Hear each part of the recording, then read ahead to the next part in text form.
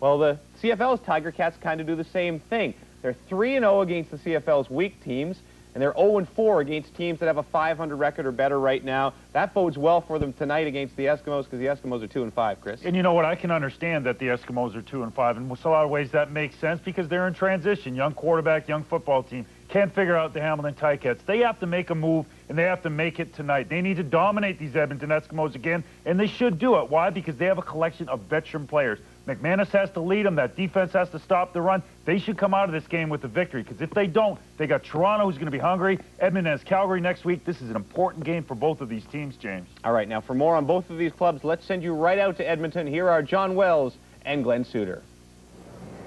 James, the Eskimos haven't had a dominant quarterback since Danny McManus left town. Marcus Crandall thought he might get an opportunity 2 years ago, and then he thought he'd get one this year. He was listed as the starter, but didn't get the job after training camp. Well, Nealon Green arrived on the scene just before training camp and beat out Crandall for the starting spot. But Crandall gets the start tonight because last week versus the Saskatchewan Roughriders, Nealon Green pulled his hamstring. He was struggling in the football game and then took off running. When he broke into the open field, you're going to see him pull up right about there. He starts to limp. He goes down, did not return to the football game. He's about a week away from getting back into the starting lineup. So we get a chance to see Marcus Crandall. Marcus Crandall has a golden opportunity tonight to prove to Don Matthews that he can be a starting quarterback in the CFL. Lancaster on the other side of the ball really liked Crandall, thought he would be the quarterback of the future here in Edmonton. The quarterback for right now in Hamilton, and it has been for 2 years, is Danny McManus. His numbers may not be as good as last year, but McManus needs a little help from some receivers who've dropped balls on him in the last couple of weeks. He's had some drops, and when you look at his numbers, look at the 9 interceptions. It's a little misleading because 8 of the 9 interceptions came in 2 weeks, week 2 and week 3. He's not been playing that poorly. And then back in the second half last week versus the BC Lions, he did get things on track. He found Corey Grant for a long touchdown, then hooked up with Andrew Gregg, who is slowly becoming one of his favorite targets. And then later in the game, he found Archie Amerson in the end zone. So he did get back on track with the 3 touchdown passes in the loss versus the Lions. I wouldn't be surprised to see Danny McManus have a breakout game tonight. Ticats somewhat desperate for a victory here in Edmonton tonight after losing back-to-back games, and the Eskimos at 2-5 are a little desperate too. All right, thank you, gentlemen. Now, with the result out in Montreal tonight, with a win tonight, Hamilton can now tie the Argos for second in the East. The Eskimos looking to get into third place all by themselves in the West. Right now, they are tied with the Saskatchewan Roughriders. The Cats are on the prowl. Kickoff coming right up.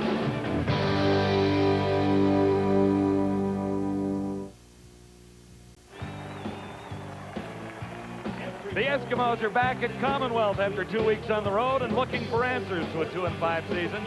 This is Edmonton's worst start since 1971.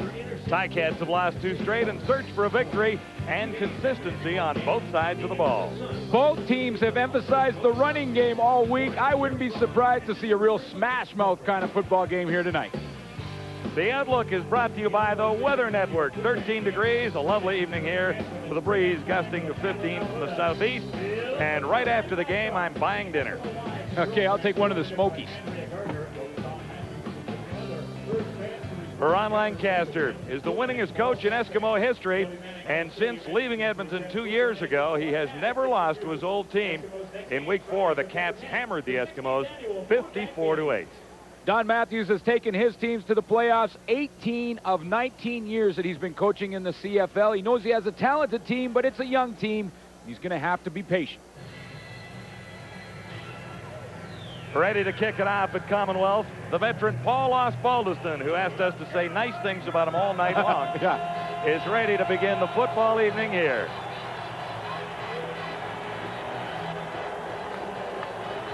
Waiting for the Aussie kick, Fred Bailey and Donnie Ashley back near the Eskimo 20-yard line. He's the all-time leader in games played as a Ticat. This is number 218 for Paul Osbaldiston. Fred Bailey, an ex-Saskatchewan Rough Rider, takes the opening kickoff, makes a move, and he's out to the 35. One man to slow him down. It's Osbaldiston. Bailey turns this in to a great return all the way to the 40-yard line. Great beginning for the Eskimos, their first game here in 3 weeks. 62 yards on the return by Fred Bailey. Kickers are trying to get the ball. Paul Osbaldiston wants to get it between the numbers and the sideline. He gets it a little bit wide, and then Fred Bailey does the rest. Good move in the open field to break the tackle of Mace Freeman, and then it's just off and running in a foot race. He really didn't have one guy to beat. Good blocking on the special teams gives the Edmonton Eskimos early momentum. And for the rookie quarterback getting his first starts in professional football, Marcus Crandall, a great way to begin. Inside the 40-yard line of the Hamilton Tiger Cats from the shotgun. Crandall looks to the right and comes back to the left. He's on target, but Tobert couldn't hang on. Marcus Crandall was supposed to be number 1 and get his chance to prove it. Well, he gets it tonight in his first pro start. Terry Vaughn is the key to success on offense. And up front, this is game number 224 for Leo Groenwagen, who hasn't missed a start in 13 years.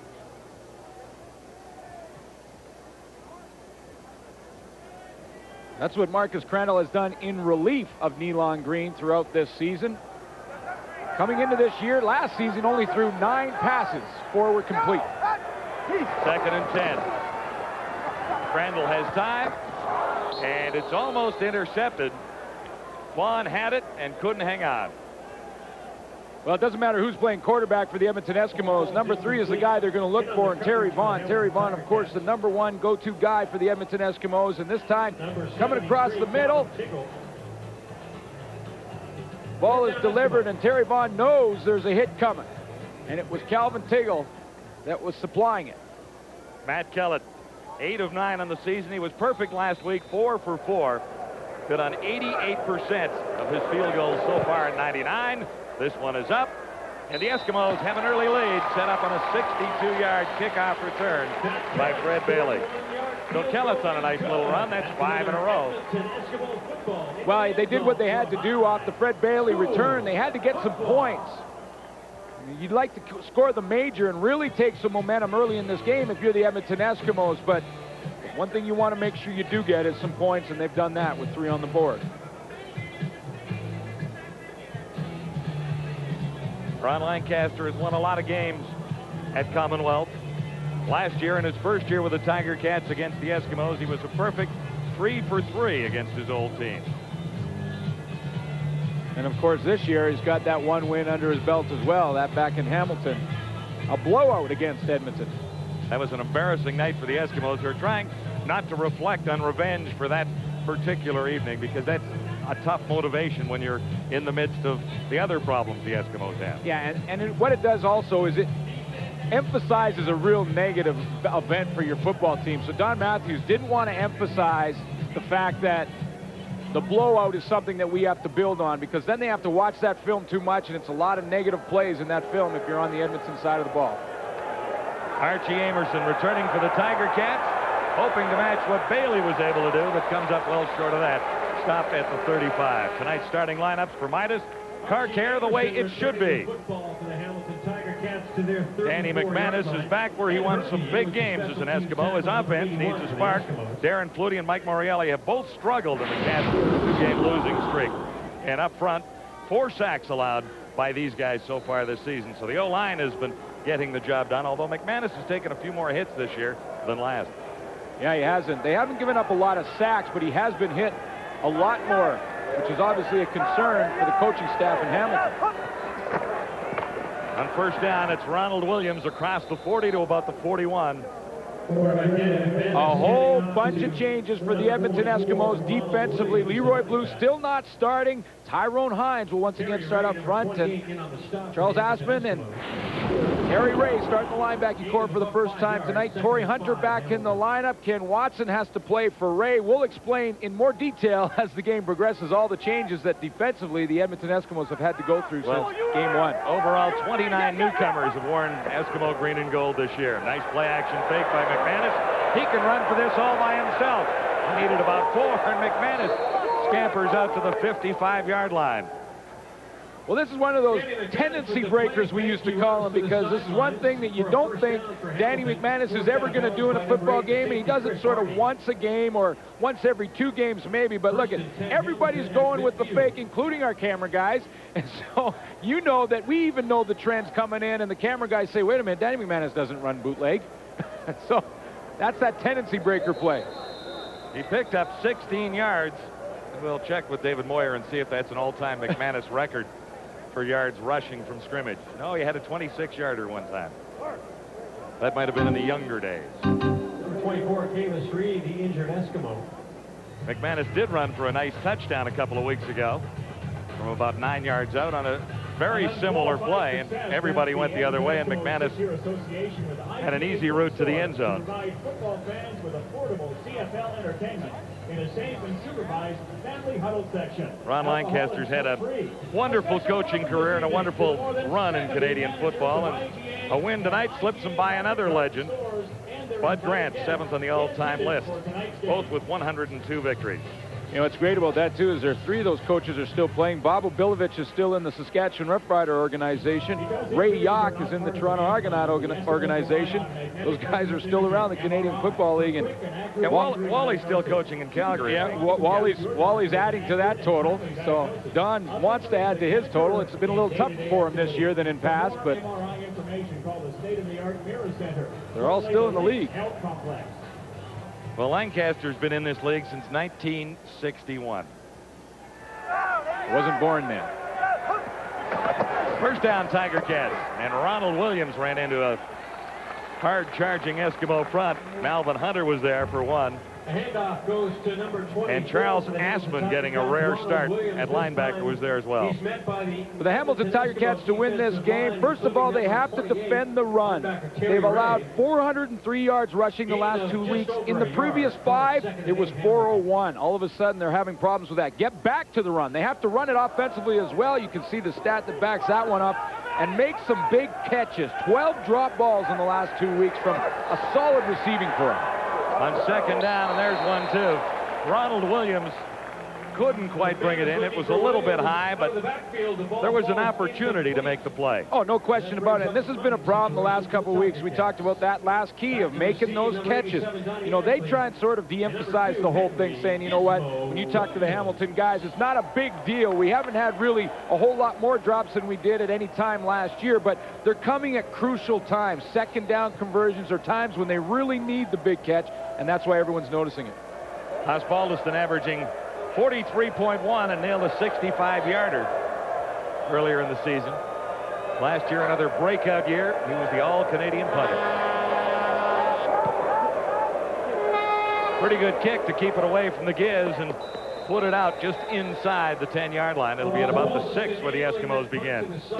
51 yards for Ozzie. No chance for the Giz yet, but he'll get his hands on the ball before we're through on Adidas Friday Night Football.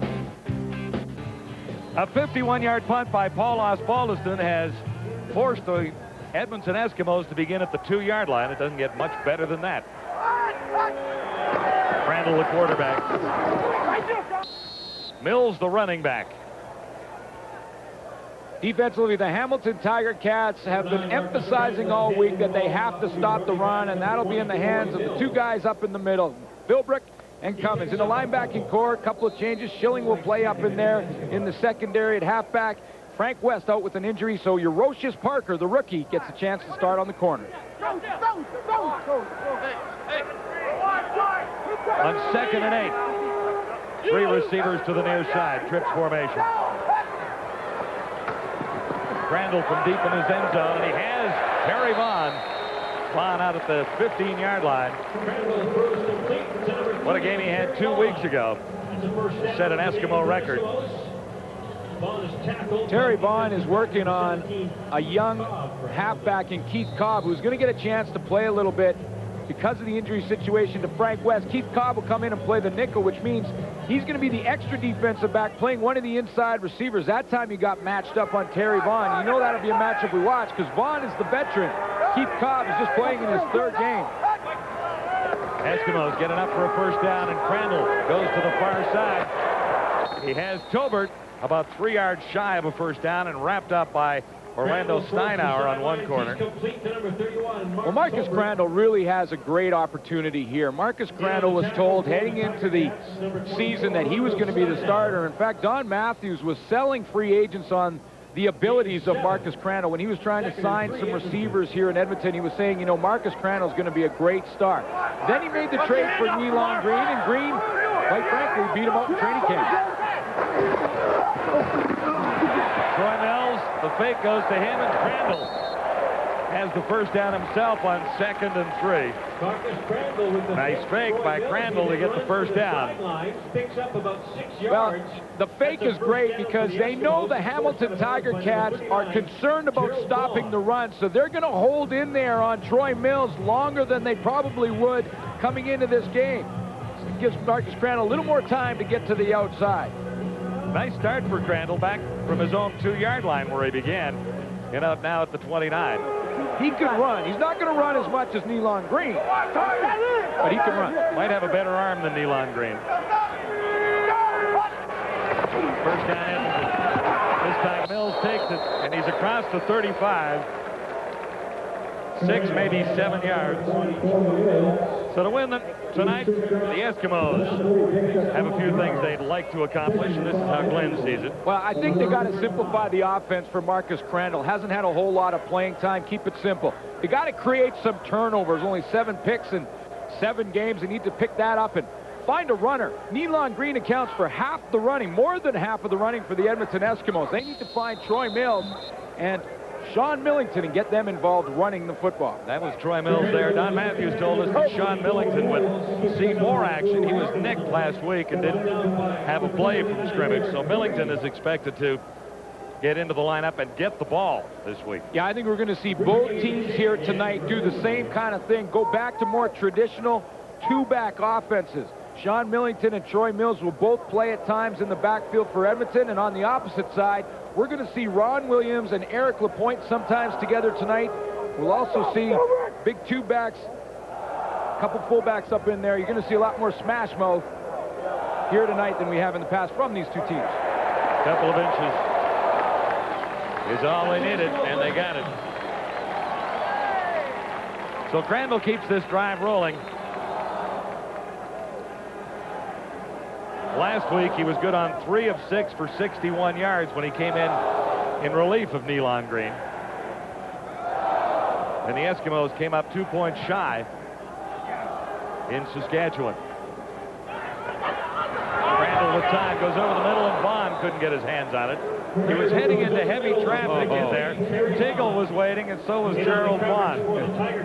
That's like tiptoeing through a minefield. The Tiggle already hit Vaughn coming across in there in the first series, and he dropped the football. It was a hard hit, and that hard hit is carried over into this series as well.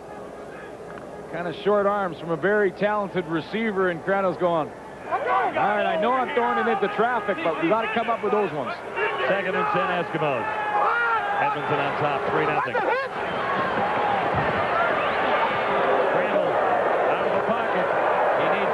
First down, and it'll depend on the spot of the ball. He was very close to the sideline on the far side.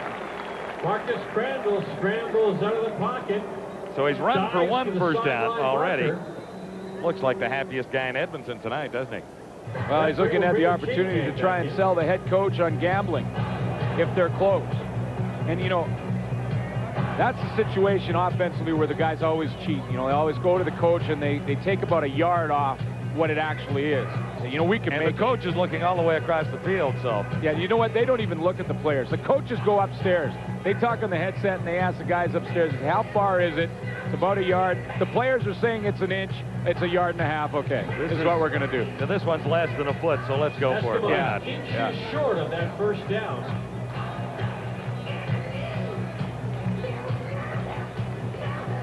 Critical game for Don Matthews, who has never been in a position like this before in professional football, with 2 wins in his first 7 games. He's not sure what to do about it, really. Well, he knows that he has to be patient about it, and that's one thing for sure. He's got a young team, and even his veterans are here for the first time in a lot of cases, and especially when you're talking about the most important position on the field, the quarterback position. Nice drive going for the Eskimos right now. It began at the 2-yard line. This is 2nd and inches. And bet on Crandall. No flags down. It'll be a first down for the Eskimos. The drive continues. Dives over the tackle. He's got a first down. Calvin Tiggle had a great week last week, didn't he? 15 tackles for a CFL record. Yeah, it's funny because, you know, he'll probably tell you he'd rather have the win. And last week, the BC Lions ran for 250 yards on the ground. Now, Tiggle made 15 tackles, broke a record, but he would like to tell you that he'd like to take some of that yardage away and maybe have a better chance to win. Troy Mills, tough to bring down as he gets out to the 55, a gain of 4 yards. So the Eskimos have kept it on the ground a time or two tonight, and Troy Mills has been busy. Yeah, they've watched the film, John. I mean, they watched the film from Hamilton's defense the last 2 weeks, and they know they've been susceptible to the run. 2nd and 7, Edmonton. You know that Troy Mills is going to see the football quite a bit tonight. Well, they struggled against a couple of pretty good running backs in the last 2 weeks, and Thomas Haskins and Robert Drummond, who both stacked up some big yards against this Hamilton defense. 11th play of this drive. On 2nd down, Randall will put it up far side behind his intended target, Donnie Ashley. Randall looks to the sidelines for number 87, Donnie Ashley. Well, Donnie Ashley may have learned something from last week versus the Saskatchewan Roughriders. Early in the game, he caught one, and it was pulled out of his hands as he was trying to get some extra yardage.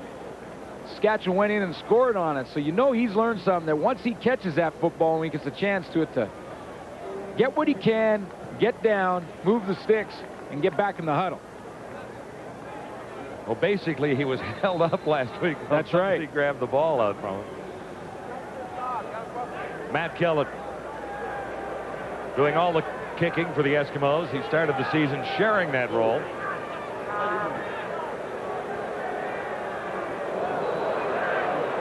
Kellett stands at his own 40, bobbles it, and it's blocked.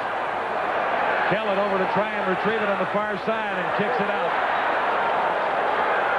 Actually, it stayed in play on the far side. Gerald Vaughn got through to block it. And there are penalty markers everywhere. It may take a second or two to sort this out. Kellett doing his soccer imitation, kicking that one off the ground. Hamilton Tiger Cats confused Edmonton when they started to move around on the line of scrimmage. The Edmonton Eskimos on special teams, when they're punting the football, are counting who they're going to block. They're counting from the outside in, trying to figure out which guy each person blocks on the line. If you start to line up one way and then move around, it changes the count. So this is another thing that a coach will look at on the game film and say, look, I think they're counting when they're blocking us. Ron Lancaster sees that on the film, so he designs a punt return or a punt block that can confuse that counting system. Right now, everyone's looking for answers down there as the discussion continues. Dave Ewell in charge of proceedings here tonight. I think they've explained it long enough. Let's find out what the calls are. Holding, Hamilton number 31. Dribble ball touched by an offside player, Edmonton 90. Wow. First down. Got to go deep into the rule book to figure those ones out. The punt will net 18 yards for the Eskimos. Or at least the squib kick will. Well, first of all, the Edmonton Eskimos had trouble with the movement. See the Hamilton movement? See how they're moving in the gaps? See Ricky Walters falls down. He's not even ready to block his man. And all of a sudden, here comes the block and the rush. The ball hits the turf. First down, Tiger Cats. Archie Amerson. He has 5. Actually, that's Eric Lapointe. Danny McManus handing the ball off. Well, you know Eric Lapointe wants to have a good game here. He was in training camp with the Edmonton Eskimos and really didn't get a look at all. He barely got any reps in practice early, was released, thought he was going back to school, and then got the call from Hamilton and has really done a nice job for the Ticats. Lapointe picked up 2. This is 2nd and 8. Ticats back at the 40. Over the middle. And Jackson, the target. McManus looking over the middle for number Chris Hardy was covering, Curtis Jackson. and Jackson couldn't hang on. By the safety, number 8, Chris Hardy. Well, Chris Hardy's one of the guys that really have to pick up their game in the secondary. They've had a lot of changes back there. When you're the safety in the secondary, especially when there's changes, you got to get everybody on the same page in a hurry. Kind of like the offensive line. You work like you're on a chain back there, and when one moves, you all got to move together, and if you don't, there's going to be big holes in the field that the offense will take care of. Chris Hardy is going to be the key for them. Make sure they're on the same page. Osbaldiston nailed his first one. This one isn't bad either, but the Giz will have a chance to make a play here. From the 20, Henry Williams out to the 32-yard line and draws a penalty marker there. 12 on the return after a 49-yard kick. First and 10 Edmonton when we return to Commonwealth. Concourse, more program winners. Eskimos getting set for a first down. Before that, let's bring in Ken Chilliback on the sidelines. Thank you very much. Joining me now, Nealon Green. Nealon, first of all, talk about the injury. How did it happen, and what's your status with the team right now? It's a fluke injury.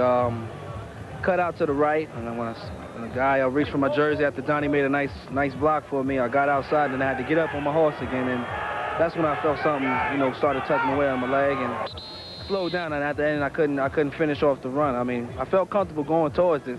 All I seen was the billboards and the sponsorship boards, and so, things like that happen. You just got to work hard during the week, and they sit me out this game if necessary, but I doubt if it's necessary. I got a lot of confidence in Marcus and Dan. How long are you going to be out? My mindset is get back. I was trying to get back for this game, and, things didn't happen. It's still a little weak, they said, and next week I'm praying, how I can get back out there, make things happen. Nealon, thank you very much. Thank you. Okay, guys, back to you.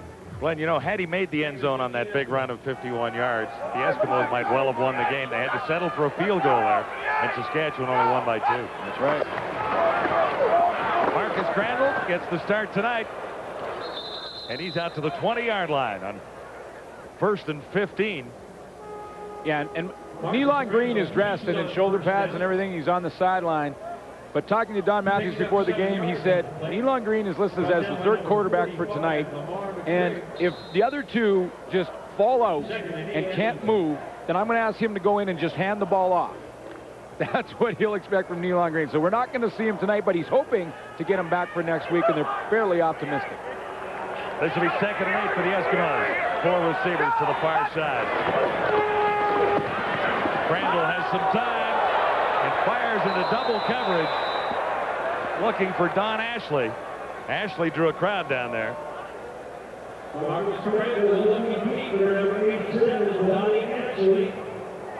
He's 5'7", 179 pounds. When you see him out there standing on the field, he does look like a tiny guy. He might not be quite 5'7". Well, the downside is those guys are kind of hard to find if you're a quarterback. I'm sure you're looking down the field and trying to find those little guys running around. But once they do get the football, they're awful hard to tackle as well. Yeah, the Giz has proven that over the years, hasn't he? Yeah. Kellett back at his 5 on 3rd down. Ticats will do well on the exchange here. Eurosius Parker, and he's surrounded. Maybe 2 on the return after a 43-yard punt. Danny McManus gets another chance for the Tiger Cats. They're still down by 3. It's Adidas Friday Night Football from Edmonton.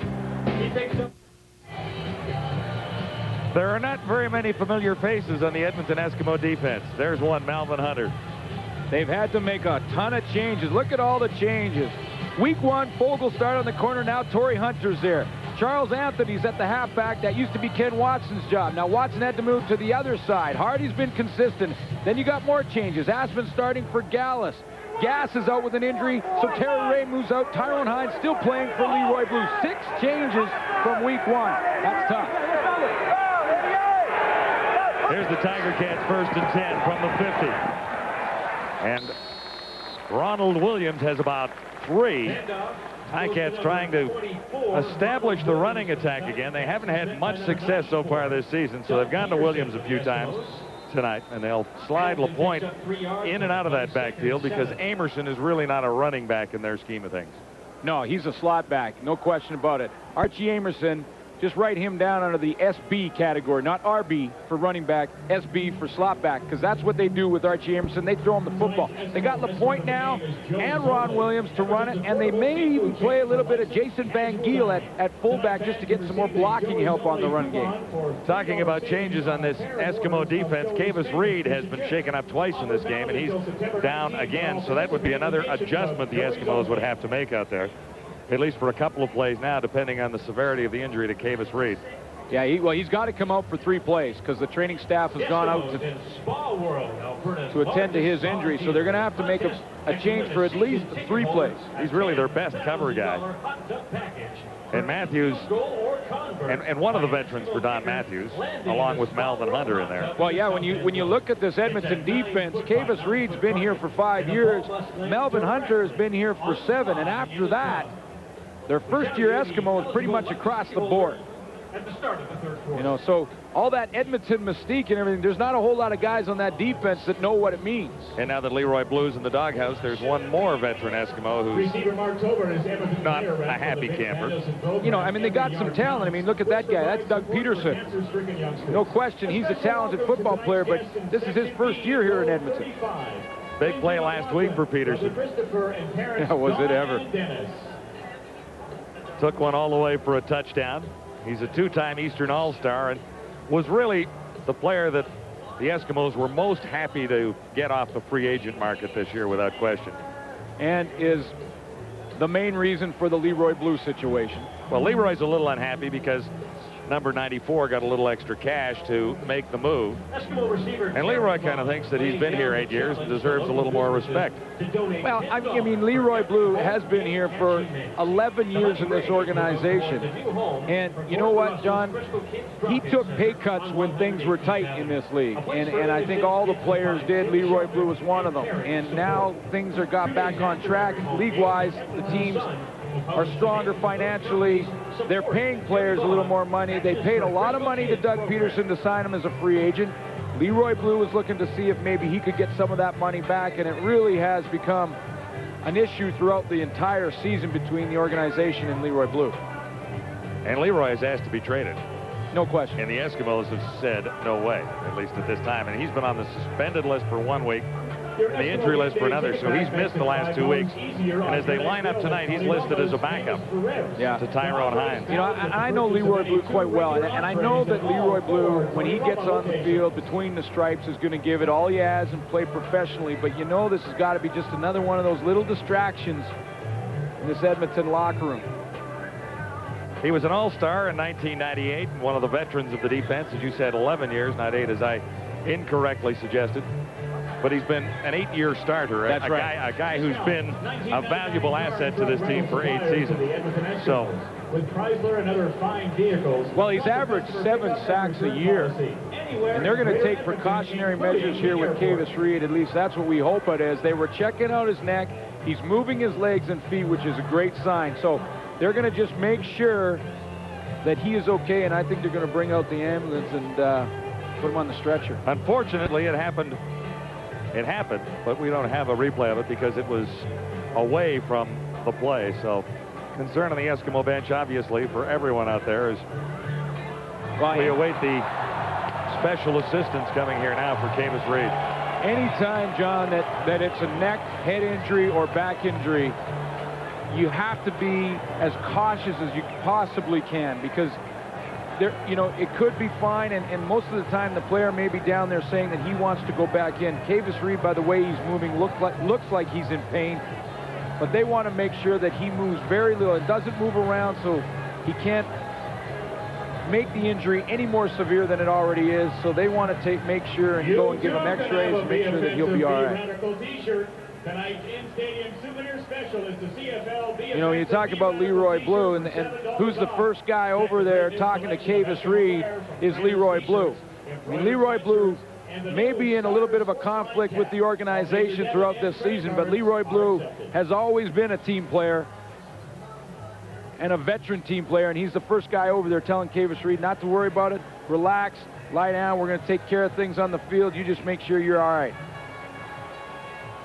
Usually in situations like this, they try and keep as many players and coaches away from the situation while the medical staff takes a look. But now, as we wait a little bit longer, more players are over there, and Don Matthews is heading across the field now as well.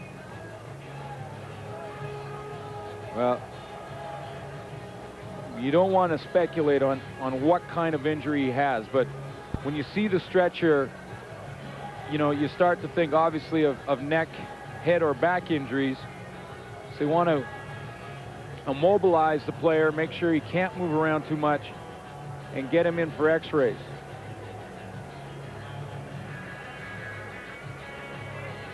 But you're right, you know, you don't want the players around. You want him to be able to get as much air as he can and have the professionals in there, because, you know, this is part, you know, one of the scary parts of this game is that at any time in a football game you could be involved in a hit or a collision that not only ends your career, but that can cause you to not ever walk again.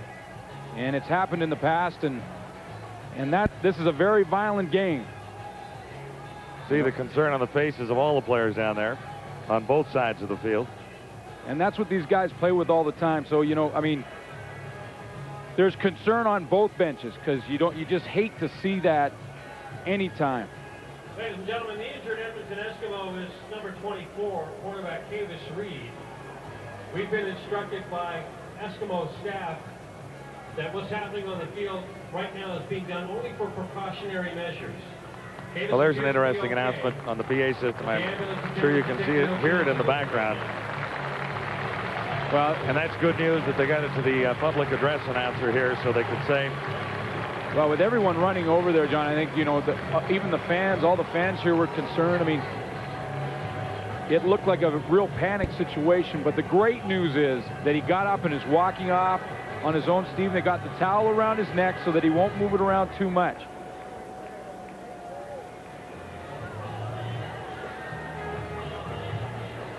It's a long, slow walk from the far side of the field for Kavis Reed right now, who's, you know, and obviously very concerned.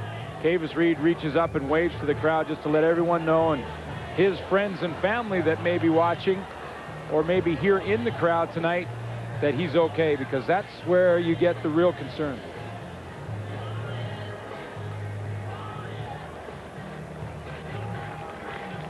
You're a family member watching the guy lie on the field. You know, that's tough. Kavis Reed wanted to say to his family and friends right away that with that wave that he was all right. So that's a good sign. 3, 2, he's mine. So we'll try and keep you appraised of that situation. Right now, let's get back to action. 2nd and 7, Ticats at the 53. McManus unloads in a hurry. He's got his target and a first down, as Darren Flutie has his first catch of the game. Last week, Flutie caught 4 for 41 yards. He's been playing with a couple of injuries. I know he's got a little bit of a back problem, and I think they were suggesting that his ribs might be bothering him a little bit too. Flutie has dropped a couple, and that's uncharacteristic of the way this guy plays the game. And, you know, the injuries is something that he would never talk about. And that's why I'm kind of surprised when you hear that. On first down, McManus has Amerson. Nice play, nice pattern for Amerson, and another first down for the Ticats. Well, the viewers that heard us talk about Archie Amerson in the series before this one were probably wondering, I thought Archie Amerson was a running back, and I heard Glenn Suter just call him a slot back. Well, this is why. Look at this catch that he makes, comes back across his body, goes up in the air and pulls it down. That's why Archie Amerson is considered a slot back to this team. No question, he's more valuable as a receiver, because Ronald Williams carries the mail most of the time, number 24, as he did there. Ronald Williams going to carry the mail, and tonight we'll see him block as well because of the way Eric Lapointe has played throughout this season. In fact, he's second in the league in average at 8.5 yards. Because of that stat, Eric Lapointe will also run the football, and Ronald Williams will block for him a little bit as well. And you see Van Giel in the game at the fullback position as well. 6 for Williams. This is 2nd and 4. Ticats threatening at the Eskimos 16. McManus looks for it all here. He goes to Flutie. And he makes the catch. Touchdown, Tiger Cats. Charles Anthony was covering, and Flutie had to make a superb catch to bring that in and hold on in the end zone. His first touchdown catch of the end zone, the first touchdown catch of the season, and it comes in week 8. Yeah, and I think that's why people were talking about Darren Flutie having a bad year. Well, his numbers show that he's not having that bad a year, and he hadn't found the end zone. And I think that's why a lot of people were saying that, but he finally finds that he has to go up over Charles Anthony to pull it in. He times it perfectly, and now he has to hold on the extra point. Osbaldiston puts it through. The Ticats have the lead for the first time at 7-3 at Commonwealth. And that is the end of quarter number 1. So the Ticats respond with a touchdown on the last play of the opening quarter at Commonwealth. You're watching Adidas Friday Night Football, and we're at the quarter. Brought to you by 1-800-HI-IT'S-ME. It's the cheapest way to call. Collect.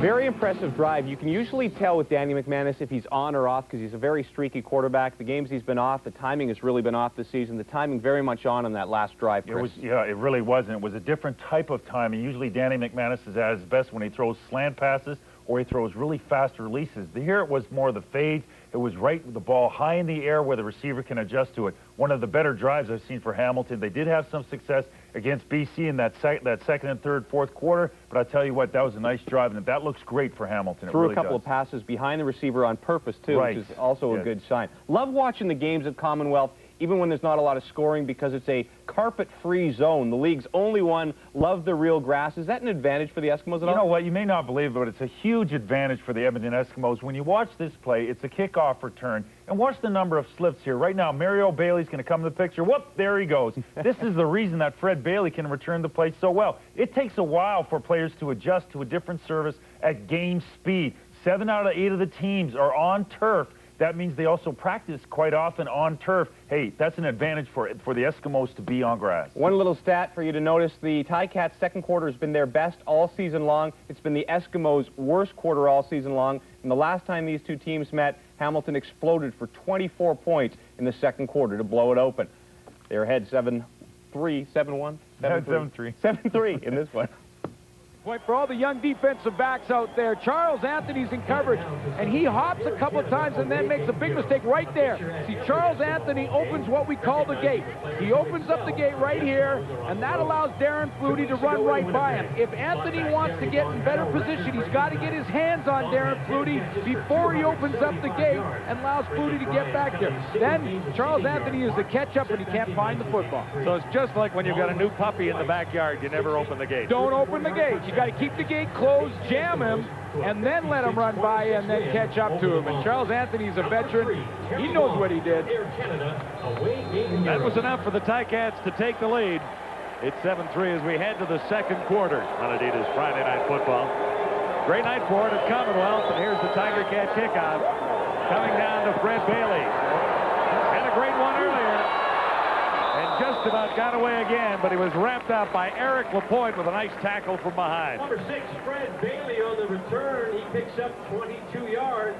Ticats made it in 5 plays, covering 60 yards. Flutie, the 16-yard catch. Amerson helped set it up.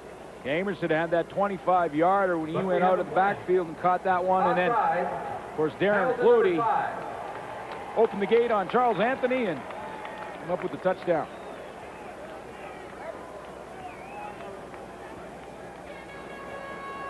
Penalty on the return, so we'll see what happens here. They might have to re-kick. Lapointe, who made the tackle, lined up offside.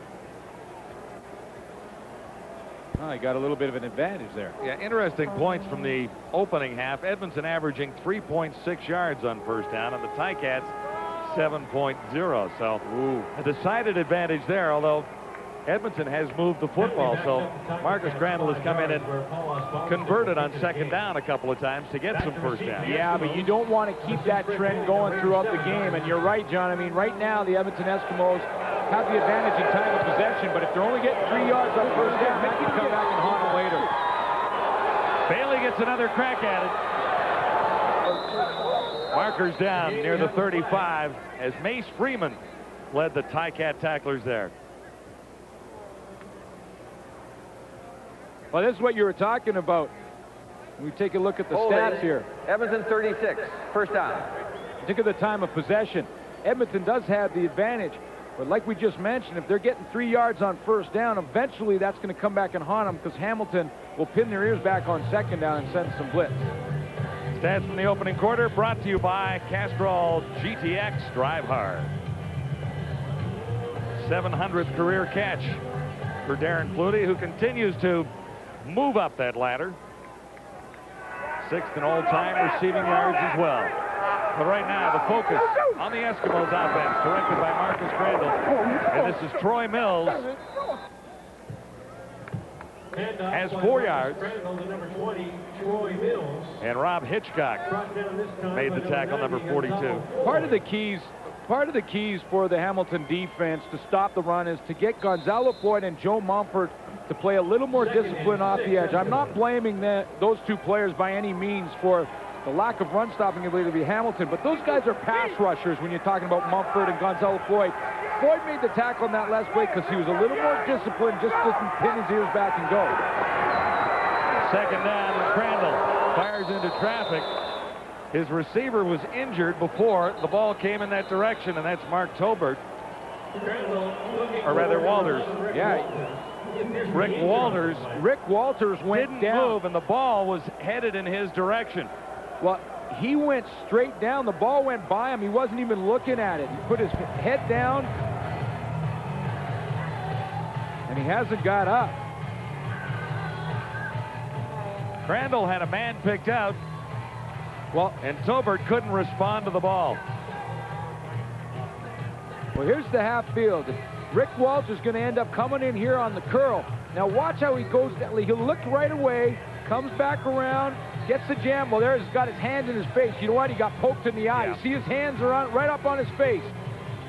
Mario Smith, the newcomer in the Hamilton secondary. He gets his hands up in the face, pokes Rick Walters in the eye, and that ball bounces right in front of him, and he can't see it because he's trying to figure out if his eye is still there. Now the receiver ran into the defender there, so the receiver was there pushing off. There shouldn't have been a penalty on that, should there? Well, you can't get your hands up in the face, though, and, you know, that could be... That could be a penalty. That could be the penalty, but no, he was almost defending himself, number 25, as I saw it, but... Absolutely, John. I mean, that's not pass interference by any means. You're allowed to defend your ground in front of you. And Mario Smith gets a chance to play in this Hamilton defense after some problems in Saskatchewan. Thought he should have been starting in Saskatchewan. Was sat down, was told he wasn't going to start. You know who his new best friend is? Mike Morielli. Yeah. Mario Smith. You might recall when he played for Saskatchewan last year, Morielli and Smith had quite a collision. Anyway, they're teammates now. All is forgiven. And Morielli doesn't call him Super Mario. It's the Ticats by 4. Welcome back to Commonwealth in Edmonton. It's close so far, the Eskimos and the Ticats, and a key game for both. We're heading for Labor Day, and that's when CFL football really gets serious. Eskimos head to Calgary next week. The Ticats are home to the Argonauts, and Labor Day football is when the season begins for a lot of people, and when it really gets interesting for coaches and players, because that's when it's all on the line. So we're almost there. Kellett is knocked down, but no flag on the play, and the ball is out near the 54-yard line. Now, Matt Kellett slightly shaken up. Vaughn got through earlier, and he tipped it again. 27 yards on the punt, and Matthews is looking for a call here. He wants the roughing the kicker call. There's two questions. Was he blocked into him, and then did he touch the football? Scott Dybert is going to block Vaughn, give him the hit. He's diving. Now, if he touched that football, he's allowed to contact the kicker. Question is, did he touch it? Now, the official was closer than we were. Yeah, and the other thing was Dybert blocked it. Did Dybert block him into it? Anyway, as a result, Ticats first down near the midfield stripe. Here's Eric Lapointe. There are flags everywhere. A guy with something to prove to the Eskimo coaching staff after being cut here without really getting an opportunity to show what he could do. Yeah, you know he definitely wants to have the big game, and he's going to get a chance to. Holding, Hamilton 51. First down repeated. Can't believe Carl Coulter would get caught. Well, no. Carl Coulter told us he doesn't hold. He doesn't get caught holding. It's not holding if you don't get caught. Of course, he's the guy that would be standing right in front of Danny McManus right there, the center, Carl Coulter. Going to take off and pull to his left. The block on Terry Ray, and Ray kind of slides down. I mean, that was close. Well, he kind of ended up on top of him. So. Yeah, Ray went down first. He ended up on top of him. First and 20, McManus has to put it up. He has Ronald Williams, who gets back near the original line of scrimmage, almost 10 yards.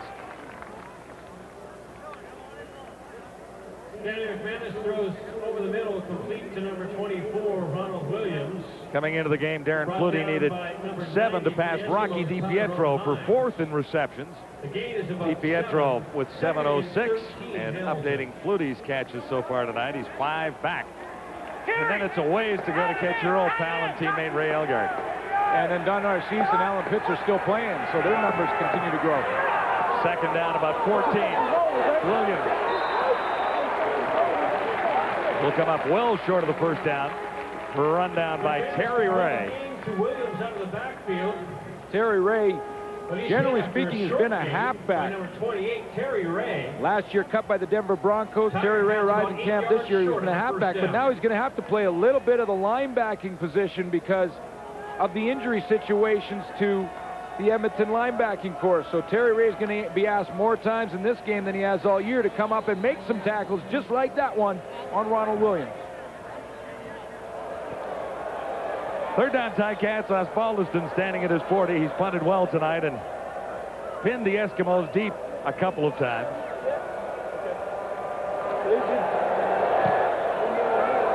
Not one of his better efforts. But it bounces past the Giz right back to the 6-yard line. Henry Williams gets up ahead of steam, breaks one tackle. The Giz is on his way, but he runs into 2 Tiger Cats right at midfield. Osbaldiston over to help make the tackle. How's this for even numbers? The punt went 48, so did the return.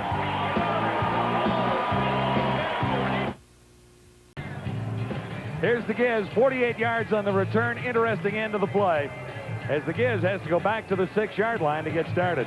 Well, he got started, but it got his blocking set up because he did have to go back, and then that forced Paul Osbaldiston to make the tackle, and he got a knee right in the ribs.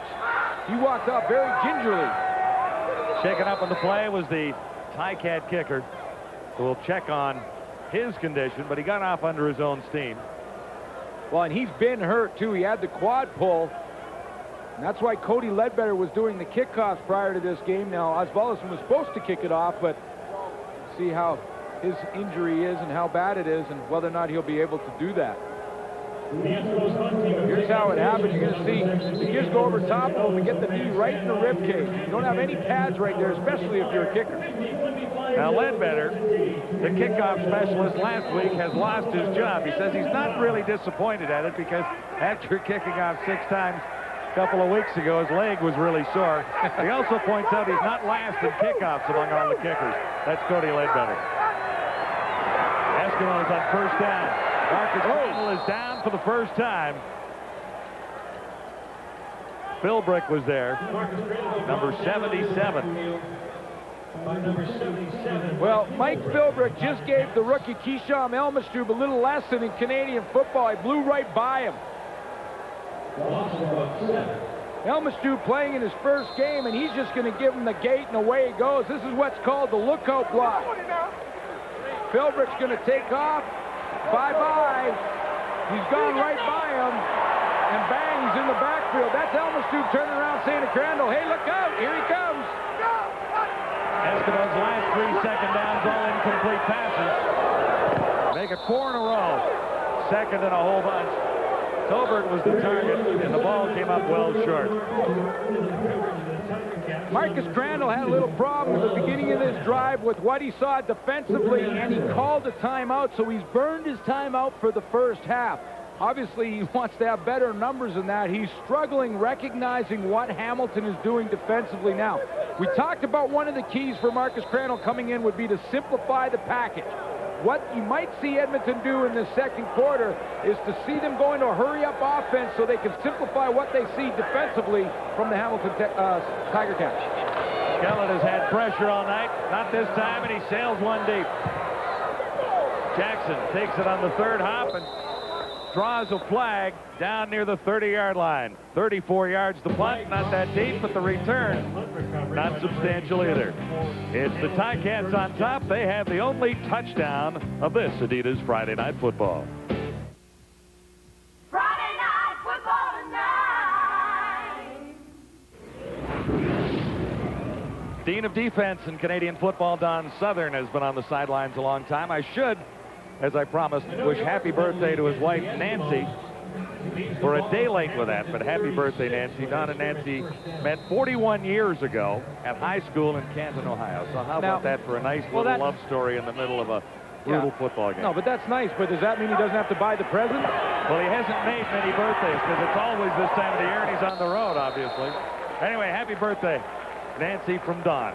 Well, and that means he won't have to send flowers. Now he doesn't have to send flowers or really even make a long-distance call. But obviously, Don Southern, one of the best in the business, designing the defenses, inducted into the Hall of Fame in 1992, knows a thing or two about playing defense as well. He ranks 6th all-time in interceptions in the Canadian Football League history. Is he ahead of you? Yeah, I think he is. Yeah. Well, there's a fan on the field. It is going to be nailed at about the 35-yard line. Danny McManus wants to get everyone back in the huddle. Likely probably called the same play that he had called because he really didn't show anything but formation. So get him back in the huddle when idiots like this do things like this. Make sure that none of his players get hurt, some goofball running around, and then they get back and run it again.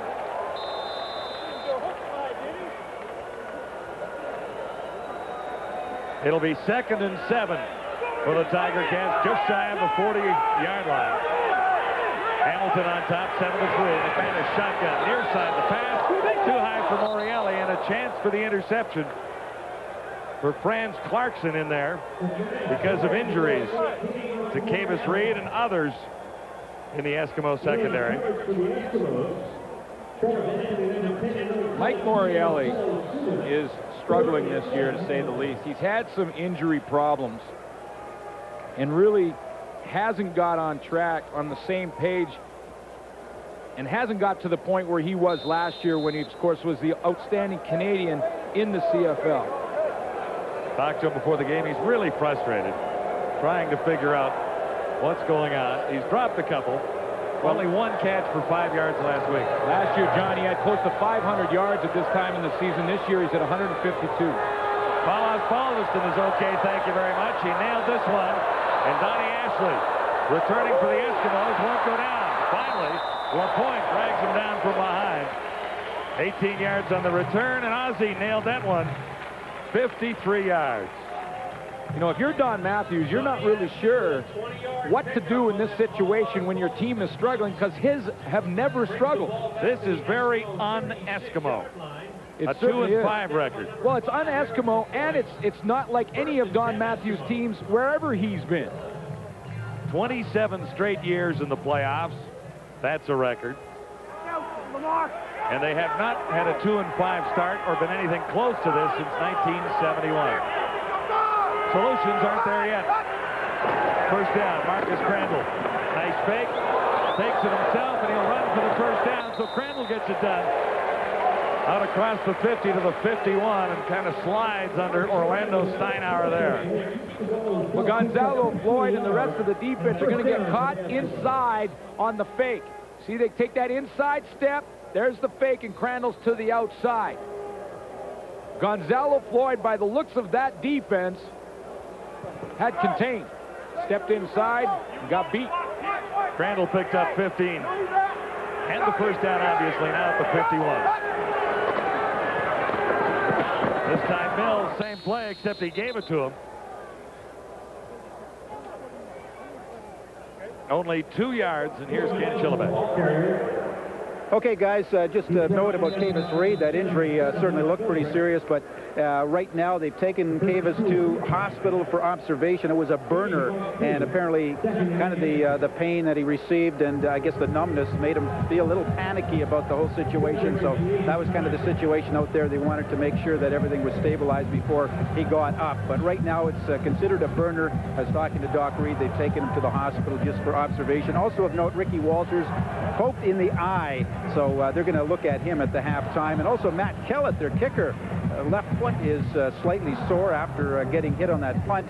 And they looked at it, but he's back in the game, obviously. So hopefully things are okay for him. Guys? Well, he's right-footed, so that'll be okay. Yeah. Well, you know, I've had one of those burners, and it is a scary situation because you don't have any feeling in that side. You know, and when you hear about the fact that paralysis is obviously the same thing, and if you get hit in the neck area and all of a sudden you don't feel your hand and you can't feel anything, it is very scary. So obviously justifiable why Cavis Reed was heading out, but a couple of nicks that Edmonton has to overcome the rest of this football game. This has been a hard-hitting football game. There's another Tiger Cat down on the field near the 53. Can't make out his number at this point. I think it's Philbrick. Mike Philbrick, 77. Yeah. I can see it there now.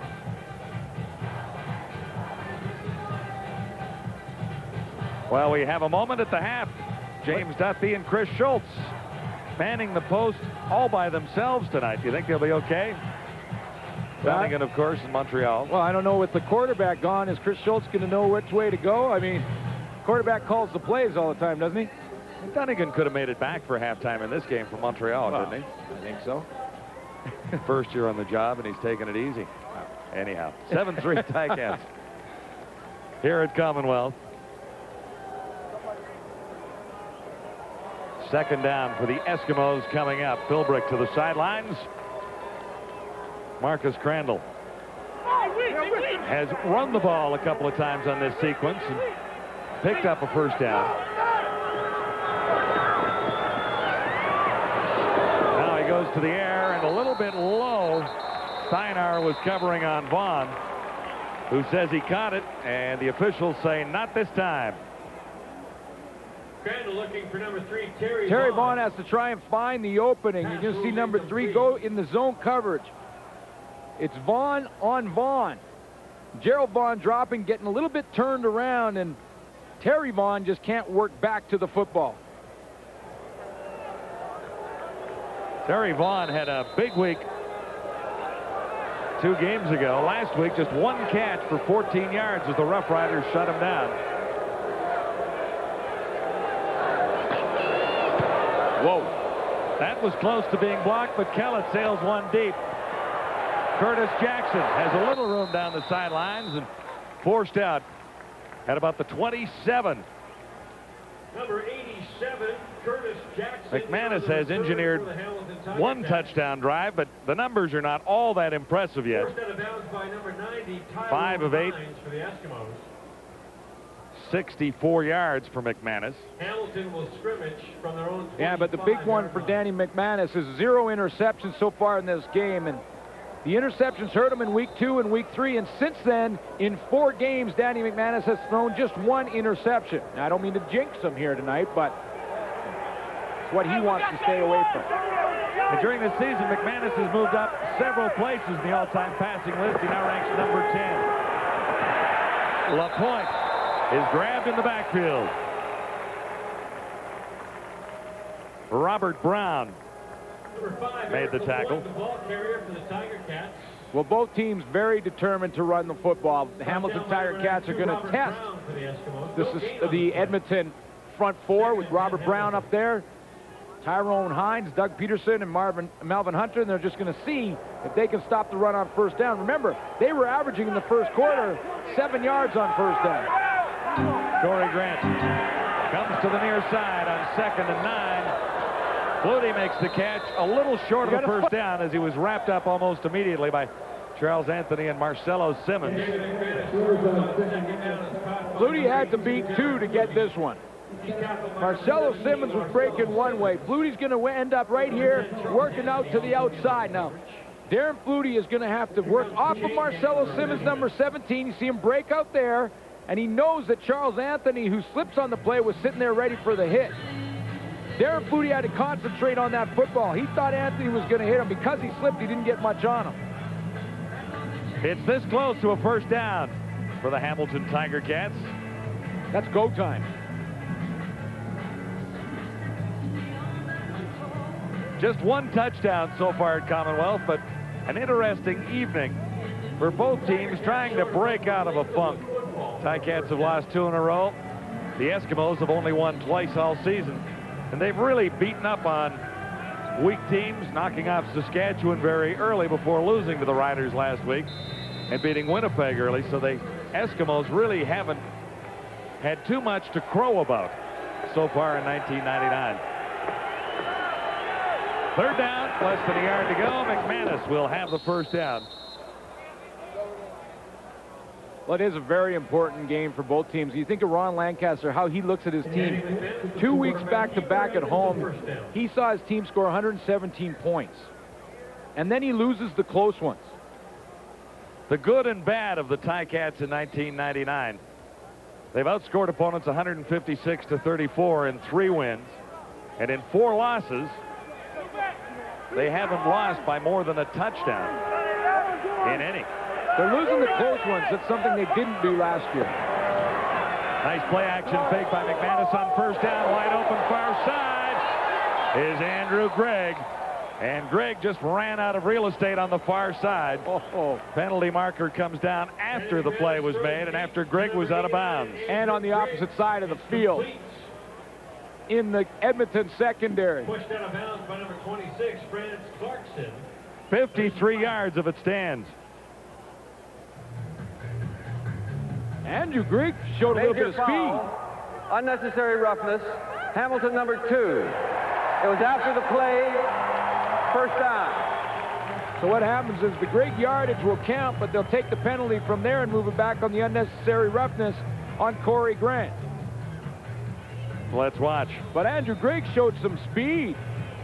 Well, he's got speed. He showed that last year and ran that same route on several key touchdowns. Well, look at the ball. It's right on the spot. Of course, with the changes that the Edmonton secondary has had to do with Cavis Reed out of the lineup, you know that Clarkson's going to be tested. Eric Lapointe on first down. And somehow he managed to grab a couple of yards.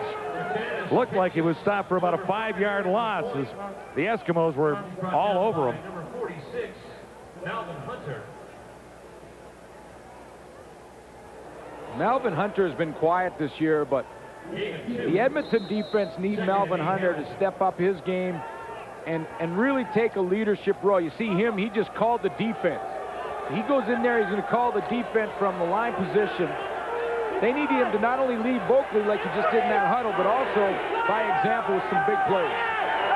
Second and 8 Ticats. McManus got it away in a hurry. Williams made the catch, and he stopped short of a first down, but inside the 30. So the Ticats have a chance at 3 here, if nothing else. It was straight man coverage by the Edmonton defense, and Chris Hardy, the safety, had to come out of the backfield because his responsibility was Ronald Williams.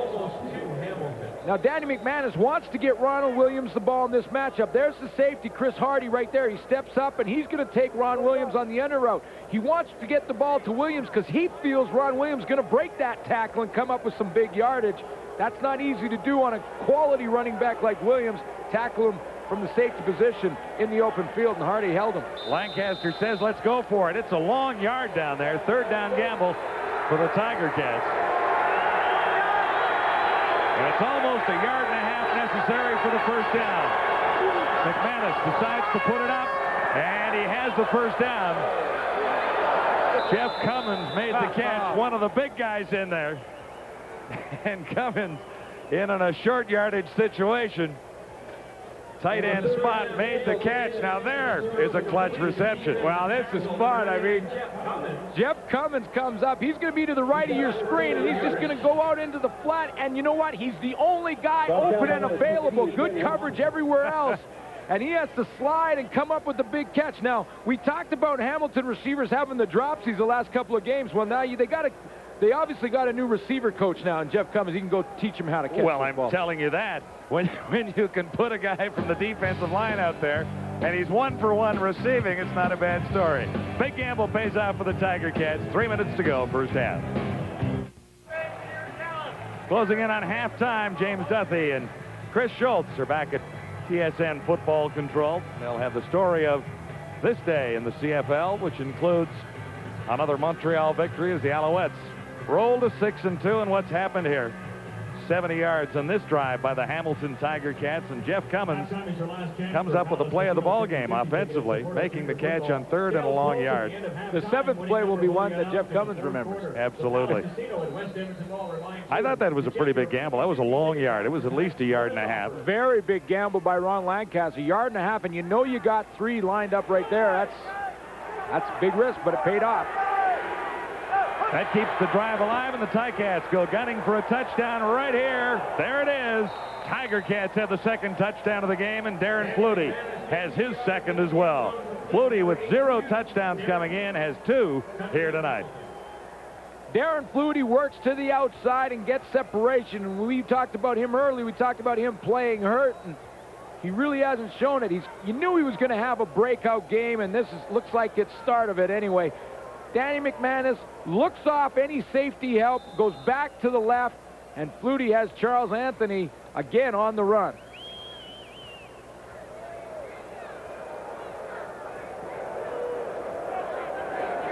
Osbaldiston, shaken up on a tackle earlier, has no problem here as the Ticats drive for a very impressive touchdown to make it 14-3 on the Eskimos. Flutie, 4 receptions, 2 of them for touchdowns. I talked about Flutie working on Charles Anthony. The first touchdown, Anthony opened the gate. Here comes Charles Anthony. Little move to the outside. I checked that. That was Ken Watson this time, and he got the push off on that. That it was 10, not 16.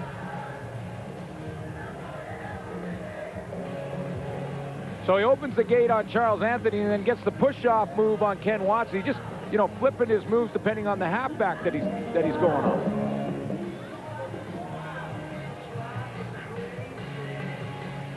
Flutie got 2 touchdowns last year against Edmonton in the first meeting at Commonwealth Stadium, which was won by the Ticats rather handily, 39-10.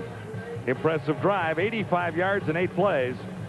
Greg with a 53-yarder to set it up.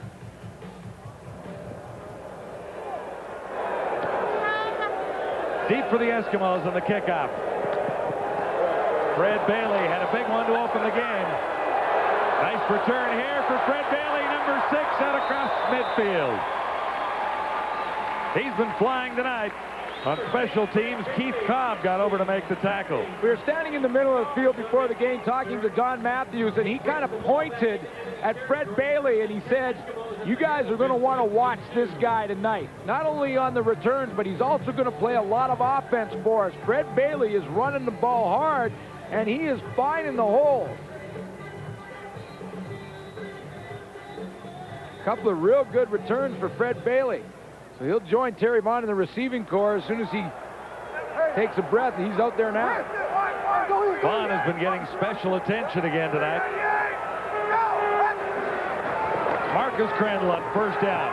Good field position to begin, and he's on target for Bailey at the 40-yard line. Bailey actually got a starting job over Ed Hervey tonight. 6 receptions and 1 touchdown so far this season for Bailey.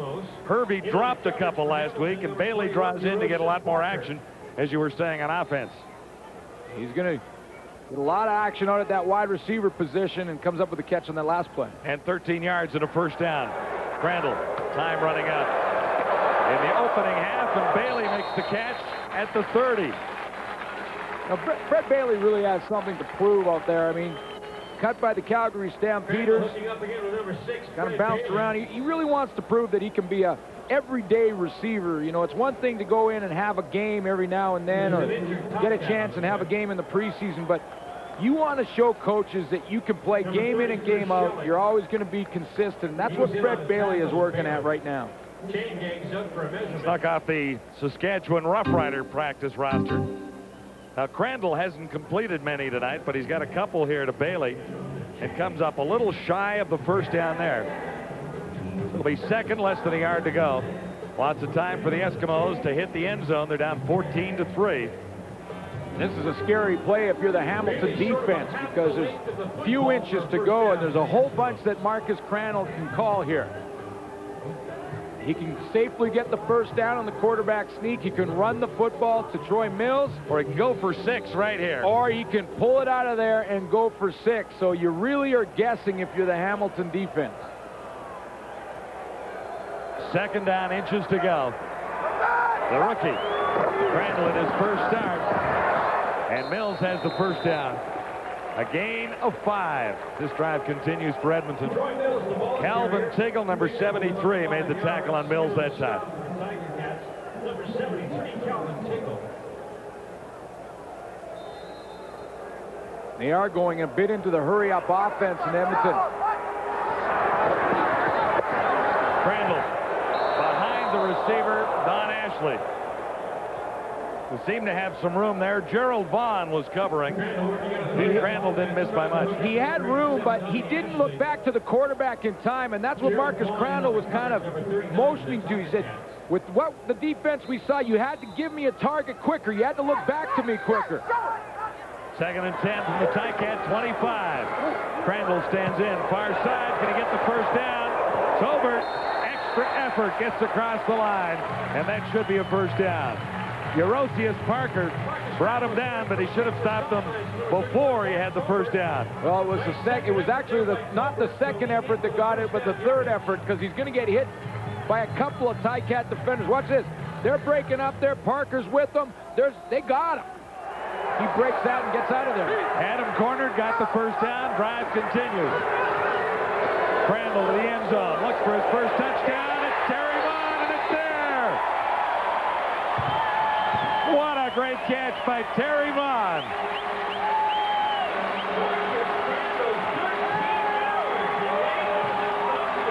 The corner route seems to be the one that everyone wants to run. Darren Flutie has 2 touchdowns on corner routes, and now it's Terry Vaughn's turn to go back and to the outside and run away from Alonda Steinauer. Ball is put right out where Terry Vaughn is the only one who has a chance at it. Good throw and catch for the Edmonton Eskimos. Terry Vaughn's 7th touchdown this season. And he's had a couple of multiple touchdown games. So the Eskimos drive for 7, and it's a 4-point ball game. Another Edmonton Eskimo football into the end zone. This guy, a 3-time Western All-Star. Number 3, Terry Vaughn. Alonda Steinauer starts out in outside position, but then he gets his hips turned. I talked about opening the gate. Well, Alonda Steinauer had the gate open. He was running one way. Terry Vaughn broke back against the way he was going, and all Crandall had to do was deliver the football. He does it, and that'll give you confidence in a hurry if this is your first start. There's the fire truck you used to hate when you were a member of the Saskatchewan Roughriders. Used to run out of gas every time you guys came to town. Why is it you often have to remind me of that when we see that thing? Good drive for Edmonton. They come back 6 plays, 52 yards, and the big touchdown to Vaughn. I think more importantly, it gets them close, 14-10 on the scoreboard, but I think more importantly for this team, it gives them confidence offensively, especially for Marcus Crandall. Yeah, and going into halftime, minute 31 to go here. There's still time for Danny McManus to put a little something on the board, but that was an impressive drive for Crandall. Archie Amerson. And he's out to the 45-yard line, so with 1:28 till halftime, that's lots for McManus to get 3 or maybe 6 here. Sean Millington made the tackle. Well, there is lots of time. I mean, you're absolutely right. Danny McManus, in minute 28, has tons of time to come back and add to those numbers, and starting to look like a pretty good outing for Danny McManus. And we said right at the beginning, he's due for a breakout game. They've been hanging onto the ball for McManus tonight. Ronald Williams breaks a couple and drives inside. still going. He's inside the 45-yard line and lost the ball. Ken Watson might have come up with it for Edmonton, but it was a nice run by Williams. The most impressive tackle that he broke was from the safety, I believe, Chris Hardy, who came up and had him deep down in the secondary for the Edmonton Eskimos. He breaks through the line. He gets blocks at the point of attack, breaks that tackle right there. There's Hardy. That's Watson and Hardy trying to get him there. They can't pull him down now because Watson keeps trying at it. He's going to take advantage of the strip. That was by Terry Ray, I do believe, coming up with the strip right there. So 1:18 to go now.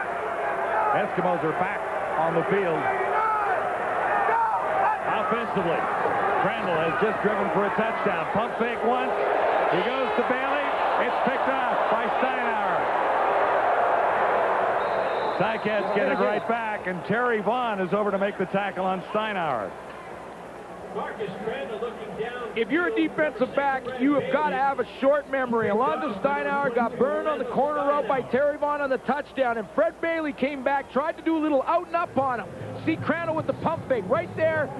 Fred Bailey turned it up, and Alonzo Steinauer caught up in a hurry. He was beat, he kind of baited Crandall to throw it because he knew he had the makeup speed to get there, and he has forgotten about that touchdown pass. He was beat on and comes back and makes a play.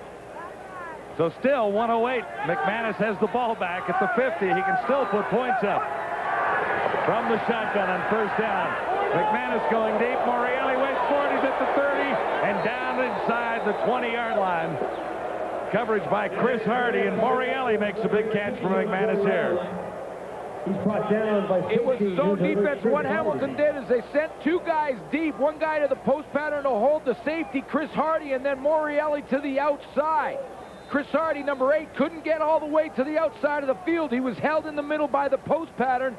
Morreale is wide open, and all McManus has to do is deliver it. First catch for Morreale, a big one, 38 yards, setting the Ticats up at the 22.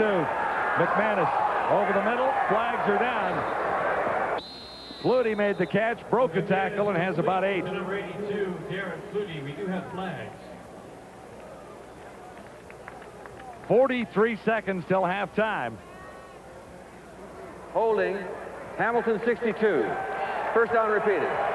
Tim Princeton, the left guard.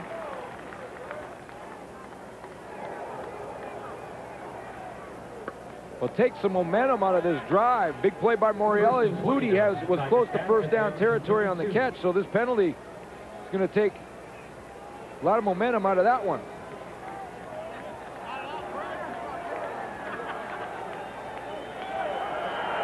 First and 20. McManus is down.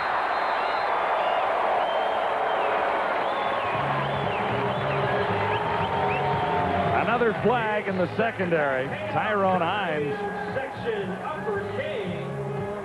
getting through to McManus. Well, this is, and see, if this is against Hamilton and this sack stands, you know, that's the severity of the penalty by Tim Princeton. 2 sacks for Hines that counted last week. He got to start. Illegal contact on an eligible receiver. Edmonton number 4. First down repeated. So they take their turn. So now, obviously, the Princeton penalty less severe because Edmonton took their turn, so that pretty much wipes out all that. We go back to first down and we'll start again. And the sack is off the board. That's right. That does not count. It's hard to say that Tyrone Hines had a couple of sacks and a 39-yard fumble return touchdown against Winnipeg 2 weeks ago when he got a chance to get into the lineup with Leroy Blue suspended. So we're back to first and 10, 40 seconds on the clock. McManus is slight delay to Ronald Williams, and Williams spins his way down to the 15, hanging on this time. He dropped it a little earlier. Gain is 7. 32 seconds to go till halftime. So still lots of opportunity for the Ticats to hit the end zone, and almost assuredly they'll get a field goal. When you're a running back, you go in practice and you work on the bag where you're driving the bag, and the reason you do that is for this kind of situation here. Watch the drive. Tyrone Hines is on roller skates. 2nd and 3, and what a catch there. Now they rule it incomplete.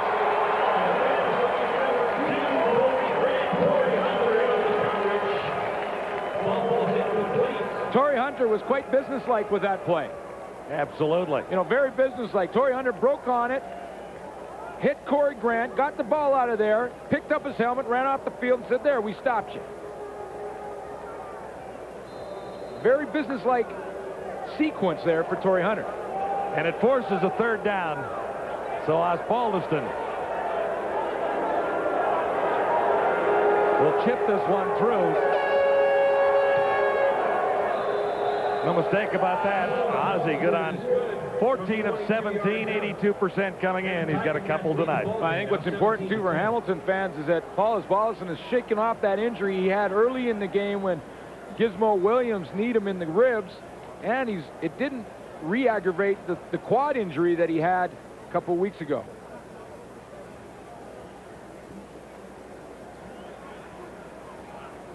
Ticats settle for 3 and will take a 7-point lead to the dressing room, barring a major return by the Eskimos here on the kickoff. And a chance for Crandall again, but 21 seconds remain. Well, I can guess that Ron Lancaster's probably said to Paul Osbaldiston, don't kick it to number 6 because he seems to be pretty hot. I'm talking, of course, about the Edmonton's Fred Bailey. He's had a couple of real good returns in this game, so Donnie Ashley will likely see the football on this return. He is the returner opposite of Fred Bailey. Pretty good half of football at Commonwealth. Key game for both teams, as mentioned a couple of times tonight. Both trying to snap out of it. Now they are going to kick it to him. Kick and cover. This is Fred Bailey. And they shouldn't have done it. Still on his feet and finally dragged down from behind. He's been caught from behind after being slowed down a couple of times, but Bailey has substantial yards on kickoff returns. However, only 14 seconds for Marcus Crandall to work with here. Well, this is kind of like where you, as a coach, or even as a player, you're out there saying, you know, we could cover this guy, and it's kind of a pride thing, so you want to kick it to him. But sometimes a player gets in his zone, and right now on returns, Fred Bailey is in his zone.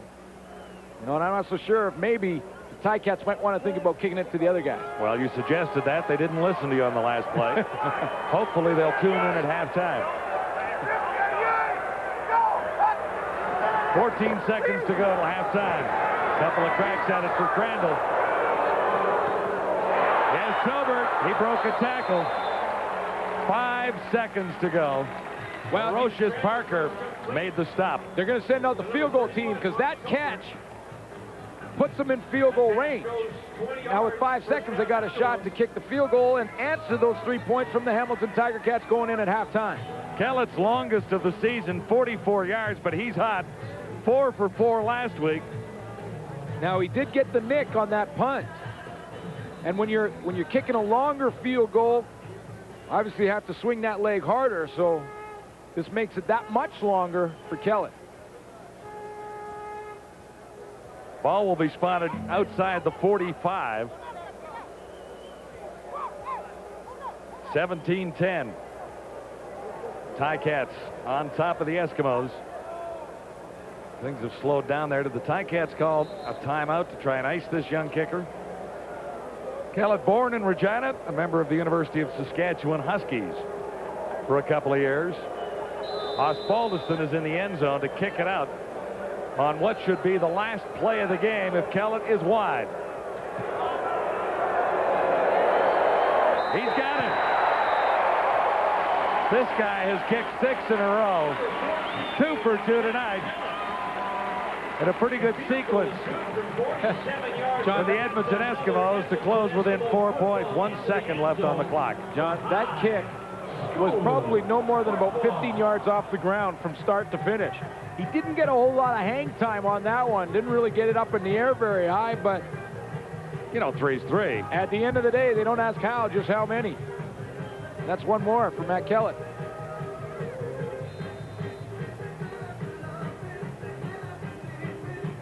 Not a bad finish to this opening half for the Eskimos. They got their touchdown. They responded to a field goal by the Tiger Cats. And that'll worry Ron Lancaster a little bit more, the way they were able to march downfield and come up with an extra 3 points. 17-13, Ticats on top of the Eskimos, and there's lots more ahead from Commonwealth tonight. We're watching Adidas Friday Night Football, and we're at the half. Important little drive for the Eskimos at the end of the half to put at least 3 points on the board and keep this one close. And Hamilton kind of in a no-win situation tonight, because even if they win, even if they win big, everyone's still going to say you still haven't beat anybody with an over 500 record, but they are playing better tonight. They are playing better football, and in particular, Danny McManus. McManus has had a really good first half in terms of throwing the football and being able to find receivers. First one, a nice fade pattern. Flutie adjusts coming back to the football. Great play by McManus and Flutie. Second one coming up, similar situation, same two players. Now watch a little push off of the right arm here by Darren Flutie. He just gets separation that way, knows exactly where he is on the goal line, secures the football. Nice catch by Flutie. Danny McManus and Flutie have a little bit of cohesion here, and that's going to help them very much in the second half, James. What do you think of Marcus Crandall and the job he's doing so far for the Eskimos? You know what? I really think he's gaining confidence more and more as the game goes on. I think as they had that initial interception towards the end of the quarter there, he tried to capitalize big time, and that shows me that he wants to make plays. He doesn't have the breakaway speed that Nealon Green does. Nealon Green is a phenomenal athlete, but I'll tell you what, he's getting better and better and better. It proves out in the second half. You can have two quarterbacks that are playing pretty good football, James. And a pretty good half of football. 17-13 is the score. Got it right that time. Thank you very much. Darren Flutie visiting his old neighborhood, the end zone. He's been there twice already.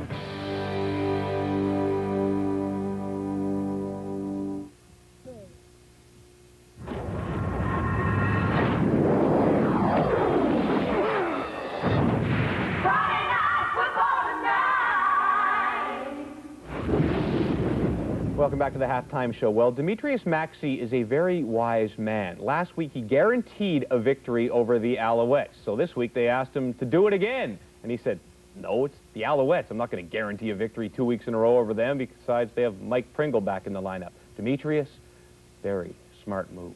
Yes, Pringle was back for the Owls, and that was bad news for the Boatmen. Pringle shaking the rust off early. Trademark second effort, Chris. Well, 18 carries, 109 yards against a good Argonaut defensive front seven. Classic Pringle. But it's the Owls defense that breaks the game open. Baron Miles, or as we call him in Canada, Baron Kilometers. James, interception that leads for a touchdown, but poor coverage by the Argonauts. Great play by Miles. But I tell you what, the Argonauts have to improve this abstract phase of football. They got to take bodies out. Chris Schultz promising he would have made the tackle as an offensive lineman. It's a barren land, the end zone. Tracy Ham, the 8th leading rusher all-time in the CFL. Here's why, Chris. And look at this. He puts his head down, goes for the goal line. Perfect by Tracy Ham. You got to admire that. Veteran quarterback selling his body. Little tussle at the end there. The Owls win this little tussle. 20-5 is the final. Only 105 yards passing for Jay Barker. Tony Burst, only 22 yards rushing. Now, an important game. Not only do the Owls win it, they've won the season series because these two teams don't play again, so they would also win a tiebreaker with the Argos. So in essence, really a two-victory tonight for the Owls, and they really dominated on the line of scrimmage, Chris. You know, more than anything else, I thought this game was won and lost on Montreal's ability as an offensive line to get Pringle his 100 yards, Toronto's inability to get Tony Burst involved in the game. I mean, we can look at Jay Barker. You know, statistically, he didn't play that well. He felt a little uncomfortable. That was obvious to me, but it was won and lost on the line of scrimmage. You saw Barker. He had a bloody elbow. He got knocked down 2 or 3 times, and that's an issue in football that you have to change progressively over the course of the season. This is a big loss for Toronto because now they have to go into Hamilton on a Labor Day game, and they haven't had a lot of success there year after year. So at 4-4, it's still up in the air. And, of course, Labor Day just 1 week away. As we look ahead to next week's schedule in the CFL, we have 2 more games for you. They're the first 2 in the week. The Alouettes and Lions Thursday night, the Bombers and Riders on Sunday afternoon. Then the CBC has the Argos Ticats and the Eskimos Stamps on Labor Day Monday. Grab a pen, grab a pencil, grab a crayon, grab a lipstick, write down a number, and go see a game.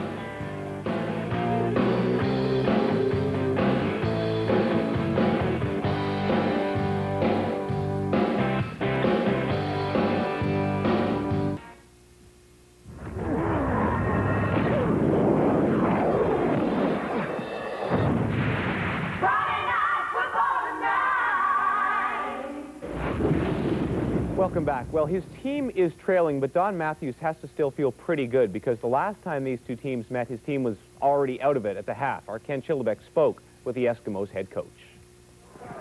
Okay, Don, just your assessment of the first half of your ball club. Well, I'm really proud of Marcus. You know, he came in and at the end he felt very comfortable. I think he moved the club well. Defensively, we had a couple of bad things happen to us. We lost Kavis Reed, and we've got a young rookie out there that got fooled a couple times, but we're going to regroup at halftime, and I feel pretty good about it. Don, thank you very much. He should feel pretty good, but when you look at the numbers, boy, Hamilton putting up some huge yards, Chris, especially in the passing game, 200 in the first half. You know what that means? It means that Danny McManus sees certain things, whether it's man or zone or matchups in situations that he can take advantage of, and there's no reason why he shouldn't be able to do that going into the second half.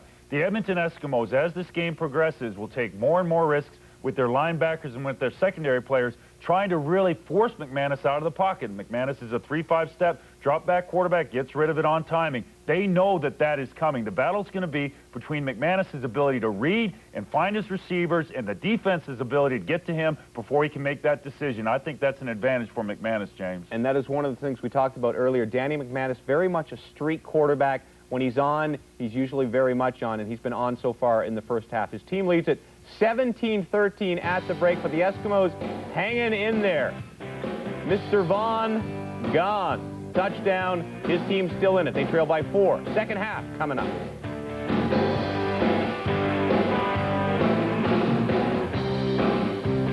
Offense for the Eskimos, 145 yards.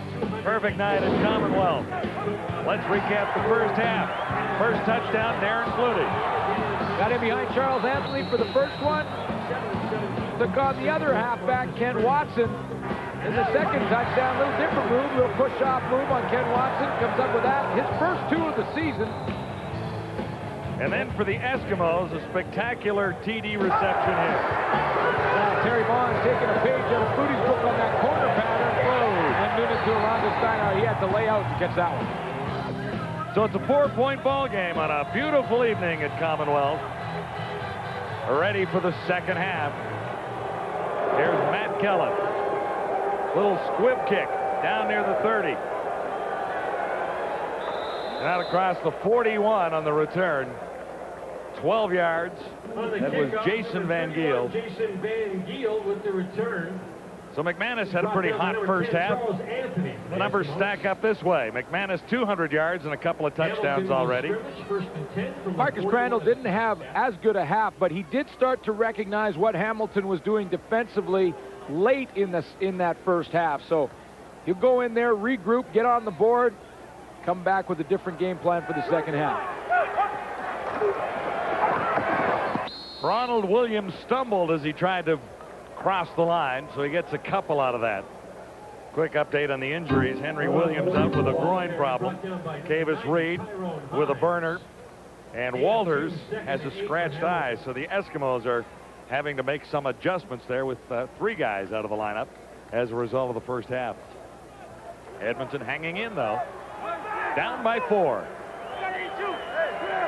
This will be 2nd and 8 as McManus moves to the shotgun and sends 3 receivers to the near side. Looking over here all the way. There's Morreale. Second big catch of the ball game for Mike Morreale. Interesting pattern. They've found some. It's happened twice now. Morreale gets to the outside in the zone defense by the Edmonton Eskimos, and the safety can't get there. Now, by the looks of it, Charles Anthony also should have probably turned and run down the sideline with Morreale. You see number 10 in the catch-up. Well, he had the flat. Morreale went out there and then turned up down the field, and Anthony was real late coming out of his back pedal and turning. So between Charles Anthony and the safety, Chris Hardy, they got to get on the same page because that's twice now Morreale's got way in behind the coverage. Morreale has 43 yards. The Ticats have a first down near the 25. McManus, good fake, looks to the far side. First down. Flutie made the catch, and he's having a night, too. You know, Darren Flutie's going to find that open area to the outside, and that's all it is. He just goes out there, and he'll just sit down. See, he's out there, he sees the coverage way deep, so he'll just sit there and wait for the football. Danny McManus had a ton of room to run. But you know he's not going to elect to do that very often. Well, he had the big 15-yard scamper earlier in the game. Yeah, he might have still been running into the end zone right there if he'd run on that play, but Flutie was open, so he delivered the pass instead. Take what's there. Yours. Good for a first down. Eskimos set up. The Ticats set up at the Eskimo 14. Flutie picked off. As McManus fired right to Terry Ray. The target was Flutie, I believe. First interception of the night for McManus. Terry Ray kind of looked like he was going to step up, and then he drops. He looks like he's going to step up, then drops deep. So he steps up, then turns and gets into the help-out coverage on Archie Amerson. Really, he looked like he was going to take Ronald Williams out of the backfield when Ron Williams went to block. That left Terry Ray free to help up underneath in the coverage, and someone that Danny McManus didn't count. His second interception of the season. And that ends a Ticat drive. Eskimos take over just inside the 15. Mills breaks the big one for a first down. He's got nearly 15. Montfort over to make the tackle, number 53 for the Tiger Cats. He picks up about 13 Well, again, up front, struggling a little bit with the run. Mills hits it up in there. Looked like Lamar McGriggs got way too far upfield from the linebacking core. Mumford had to come back to make it. Marcus Crandall has Terry Vaughn. He's wrapped up immediately by Orlando Steinauer. Now, it's been a pretty good battle. Right now, it's about 1-1, Vaughn and Steinauer. Vaughn got him deep, and of course, early in the game, or later after that touchdown pass on Orlando Steinauer, he came up with an interception. So they're battling out there.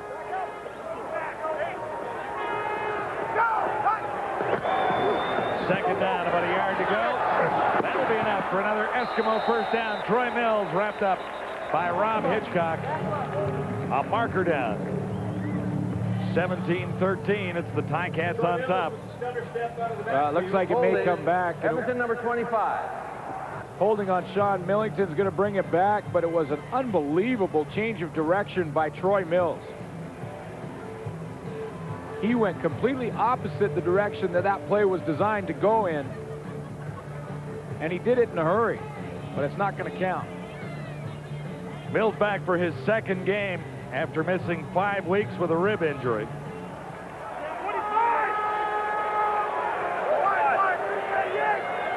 Second and 11 as Crandall moves back to the shotgun. Here comes the heat. Crandall steps up and delivers. Big first down play. Don Ashley, first catch of the night. And Hitchcock is there for the tackle again. Marcus Crandall steps up into the pocket. It's called over and under. You're going to get under routes and then over routes. The under routes are designed to pull the linebacker. See Lamar McGriggs? He jumps that under, and that leaves the over wide open. If Lamar McGriggs stays in his drop, he doesn't jump up on the short route. That one might have been tipped slightly, but it's into the ground, intended for Terry Vaughn. Number 3, Terry Vaughn. Ball falls incomplete. Number 30, Chris Schelling in on the coverage for Hamilton. Second and 10. Early in the third quarter, with the Ticats on top, 17-13. John, we talked about when Marcus Crandall was struggling in the first quarter reading the Hamilton defense. I thought that he may try to go to some hurry-up offense. Well, that's exactly what he's done. It simplifies things. Crandall can call the play on the line. Hamilton can only run a couple of defenses. Crandall looks one way and comes back the other to Tilbert. See, when you get a chance to huddle up defensively, you have an opportunity then to set your game plan, work on stunts up in the line. You get a chance to play some games away from the call and things like that. What I'm talking about is different blitz packages, sending different people in stunts. Something that Crandall had trouble with in the first quarter. But now, with the hurry-up offense, Don Southern is really limited to either playing straight man or straight zone defense. It's much more vanilla, and it's helping Marcus Crandall move the football. Here's Matt Kellett again. He's had quite a time in the 90s. A couple of Vanier Cups and 3 junior championships as a member of the Rams. Pretty good punt there.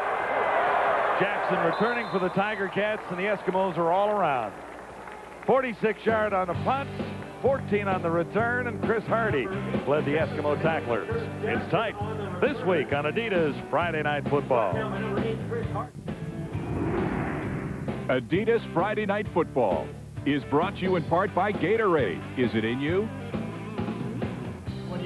Talk about people who'd like to have big games. Scott Fawcett is one as a coach. Scott Fawcett's been the last 2 years here in Edmonton as their special teams coach. He's now in Hamilton, and he's got a pretty good package together on his punt return team because he has put some pressure on Matt Kellett. Gerald Vaughn blocked one early, and he almost got that last one.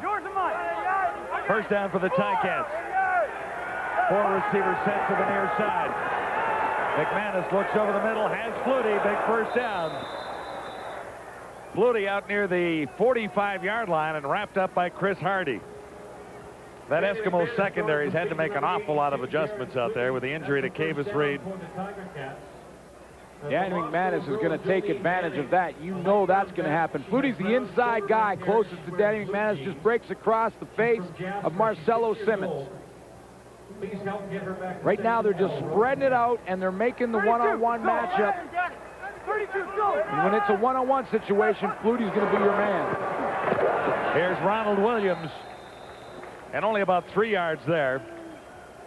Hamilton with 32 offensive plays, 347 yards, so they're averaging about 11 yards a play. So they've got the offense rolling. They haven't hit the end zone but twice, but they have moved the football. Few key ones to Mr. Flutie, and Mr. Flutie's very close to Rocky DiPietro for catches. Needed 7 to pass Rocky on the all-time list. At 7:06, he's 2 away.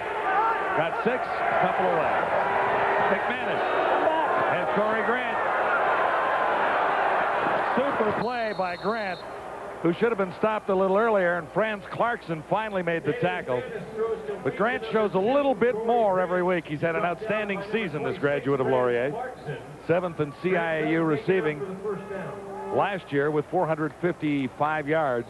Great speed, native of Stony Creek. Yeah, I think back to that Toronto game when he went 127 yards on a missed field goal return. Against the Edmonton Eskimos, and that first game was his best game. He had 4 catches, close to 100 yards and a touchdown, so he likes playing against Edmonton. 1st and 10. Ticats at the Eskimo 32. McManus picked off again. Second drive that's ended that way. Torrey Hunter still standing and finally grabbed from behind by Corey Grant. So McManus has had 2 opportunities to get points in the second half. Both have ended in frustration for the head coach, Ron Lancaster. It was a communication problem between Corey Grant and Danny McManus. McManus thinks that Grant is going to run the throw behind. He's going to gear it down, and McManus is going to throw it to his back hip, but Corey Grant continued on, and that's the result of miscommunication on the football field. It's going the other way in a hurry. You can't make a mistake like that, or you're going to pay for it. Corey Grant continued down, thinking it was going to be a deep ball. McManus tried to throw it behind him, thinking he would come back. Hunter took advantage of it. The turnovers have cost the Ticats points here in the second half. Troy Mills wrapped up by Gonzalo Floyd. Taken down by number 98, Mike Campbell. Mike Campbell also in on the tackle. Well, you know, Ron Lancaster's thinking about his offense, and they're moving the football, and they have been wide open on a lot of plays. A couple Morreale catches. Darren Flutie's having a big game. Just eliminate a couple of mistakes, and they're in a different situation. Crandall faked it and then found Bailey. Bailey has been a terror on special teams, and here too, down the sideline, it's Fred Bailey, finally dragged down at the 25. In the first half, Fred Bailey had 4 returns for 150 yards, providing 150 yards of offense on special teams. And now, in the second half, has come out and contributed offensively. Crandall has to get rid of it because Gonzalo Floyd keeps his position, but boy, that was a magic act to break 3 tackles and get down the sideline and stay in bounds. 48 yards, setting the Eskimos up. That's the 22. That one is batted down. Crandall complete to number 3, Terry Vaughn. Vaughn held on somehow or other. I thought it hit the turf, but Vaughn came up with the ball. Short gain, 5 yards. Both teams making substitutions now. Ricky Walters, who had scratched eye, is in the game. They bring in the nickel defense. 2nd and 5 for Marcus Crandall. Here's the heat. And a one-hopper to Vaughn. How did he get that ball out of there? He was going down. That looked like a shock put. Crandall avoids the rush.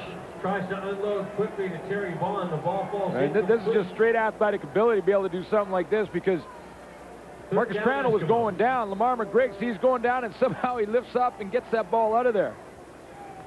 That's just straight arm strength. Quarterbacks, sometimes when they're warming up and practicing and stuff, they'll go down on one knee and just throw the ball on one knee, and then they're using all their arm. Well, that's paid off on that kind of play, because looked like he was down on those knees. Enter Matt Callett one more time. No good this time. He was 2 for 2 and rang one off the upright. So the Eskimos had a chance to get within 1. They remain 4 away from the Hamilton Tiger Cats on Adidas Friday Night Football. And volunteer recruitment. Here's Mr. Lonely. Matt Kellett, number 14, all by himself after missing from 24 and ringing it off the upright. Well, he wants to go back and think this one, because when you kick it from 24, it's really that gimme putt. I'm talking about, when you're inside the putter length, you got to make those. Well, that's a gimme that he's got to make. He made a long one then and a half, but you got to have that one, and those could be 3 very valuable points. Ticats hang on to the 4-point lead. And Ronald Williams gets the call again. He's near the 30.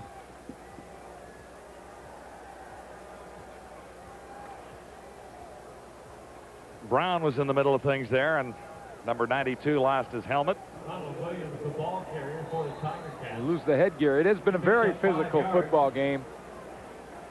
10 carries for Ronald Williams. Those have been tough yards. Yeah, he had a big run that he fumbled at the end of it. He'd obviously like that one back. 2nd and 5. It's Williams again, straight ahead.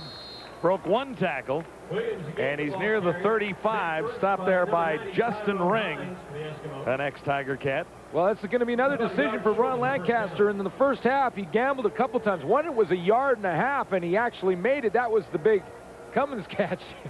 Yeah, that was a big gamble. By the way, when you go to Cummins. Yeah, by the way, that's his first ever catch, Jeff Cummins, in the history. And I know that's not a big surprise when you're a defensive lineman. But anyways, he's not going to gamble in this situation. He's going to send down the punt team.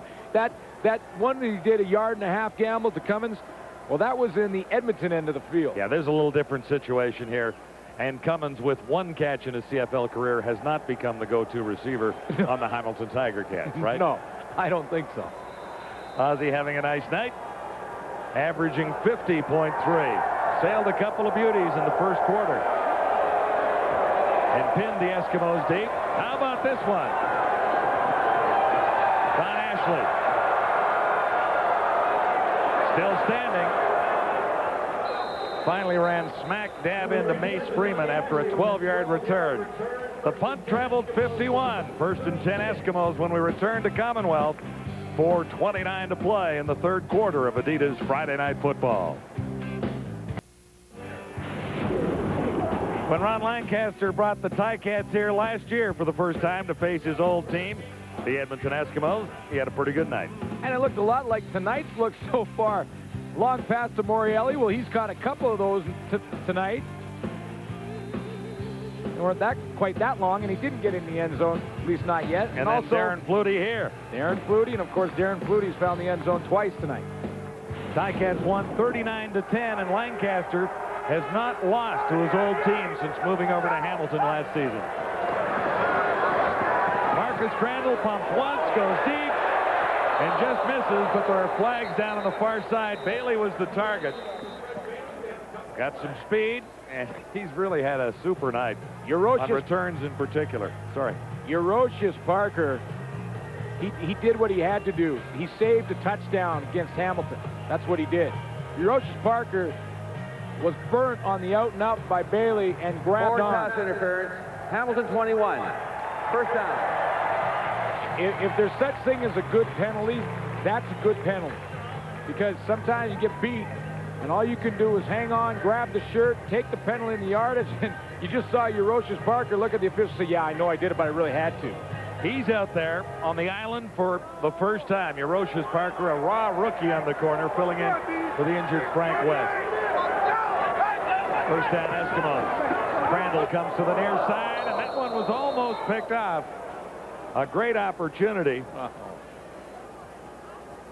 Crandall tries to gain the hookup with number 6. Gerald Vaughn.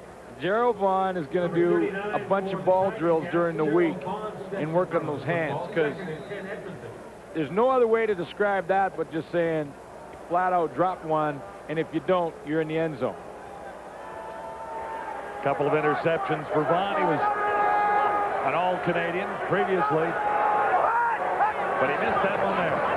2nd and 10 Eskimos. Crandall was looking for Tobert, I think, but there's another marker down in the secondary of the Hamilton Tiger Cats.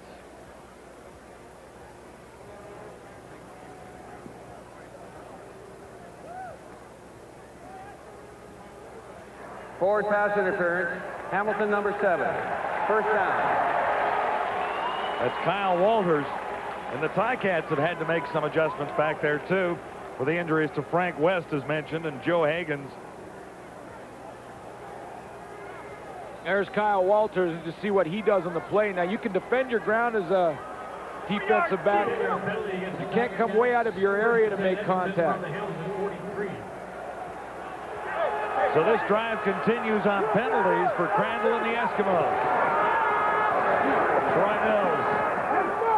You got to go fast. Mills off tackle left and has more than 4 yards. It looks like about 5. Ron Lancaster, John, was real upset about that interference call. I think he has a bit of an argument because, first of all, the ball didn't really look catchable, and second of all, it was really very little contact involved. And what it did is it kept the drive alive for the Edmonton Eskimos, because they were looking at second down there. That ball hit the turf. Now they continue to keep the football, and now they're in a 2nd and 4. From the Ticat 37, Crandall looks to run immediately and stumbled. He'll be short of the first down. So the field goal team heads out for the Eskimos, and Kellett will try and make up for the one he missed from short range last time. The other thing is about that penalty is it puts Don Matthews in field goal range, because without that penalty, I don't believe they were in field goal range for Matt Kellett to make this 3-point attempt. So that could be, again, another big play in this game down the stretch somewhere. Missed from 24, hit a couple of long ones earlier with ease. This is spotted at the 43, and Kellett is on target. Eskimos climb within a point of the Hamilton Tiger Cats. Now that's why he's mad. He knows that 3 points is a result of a penalty, one that he didn't think was a penalty.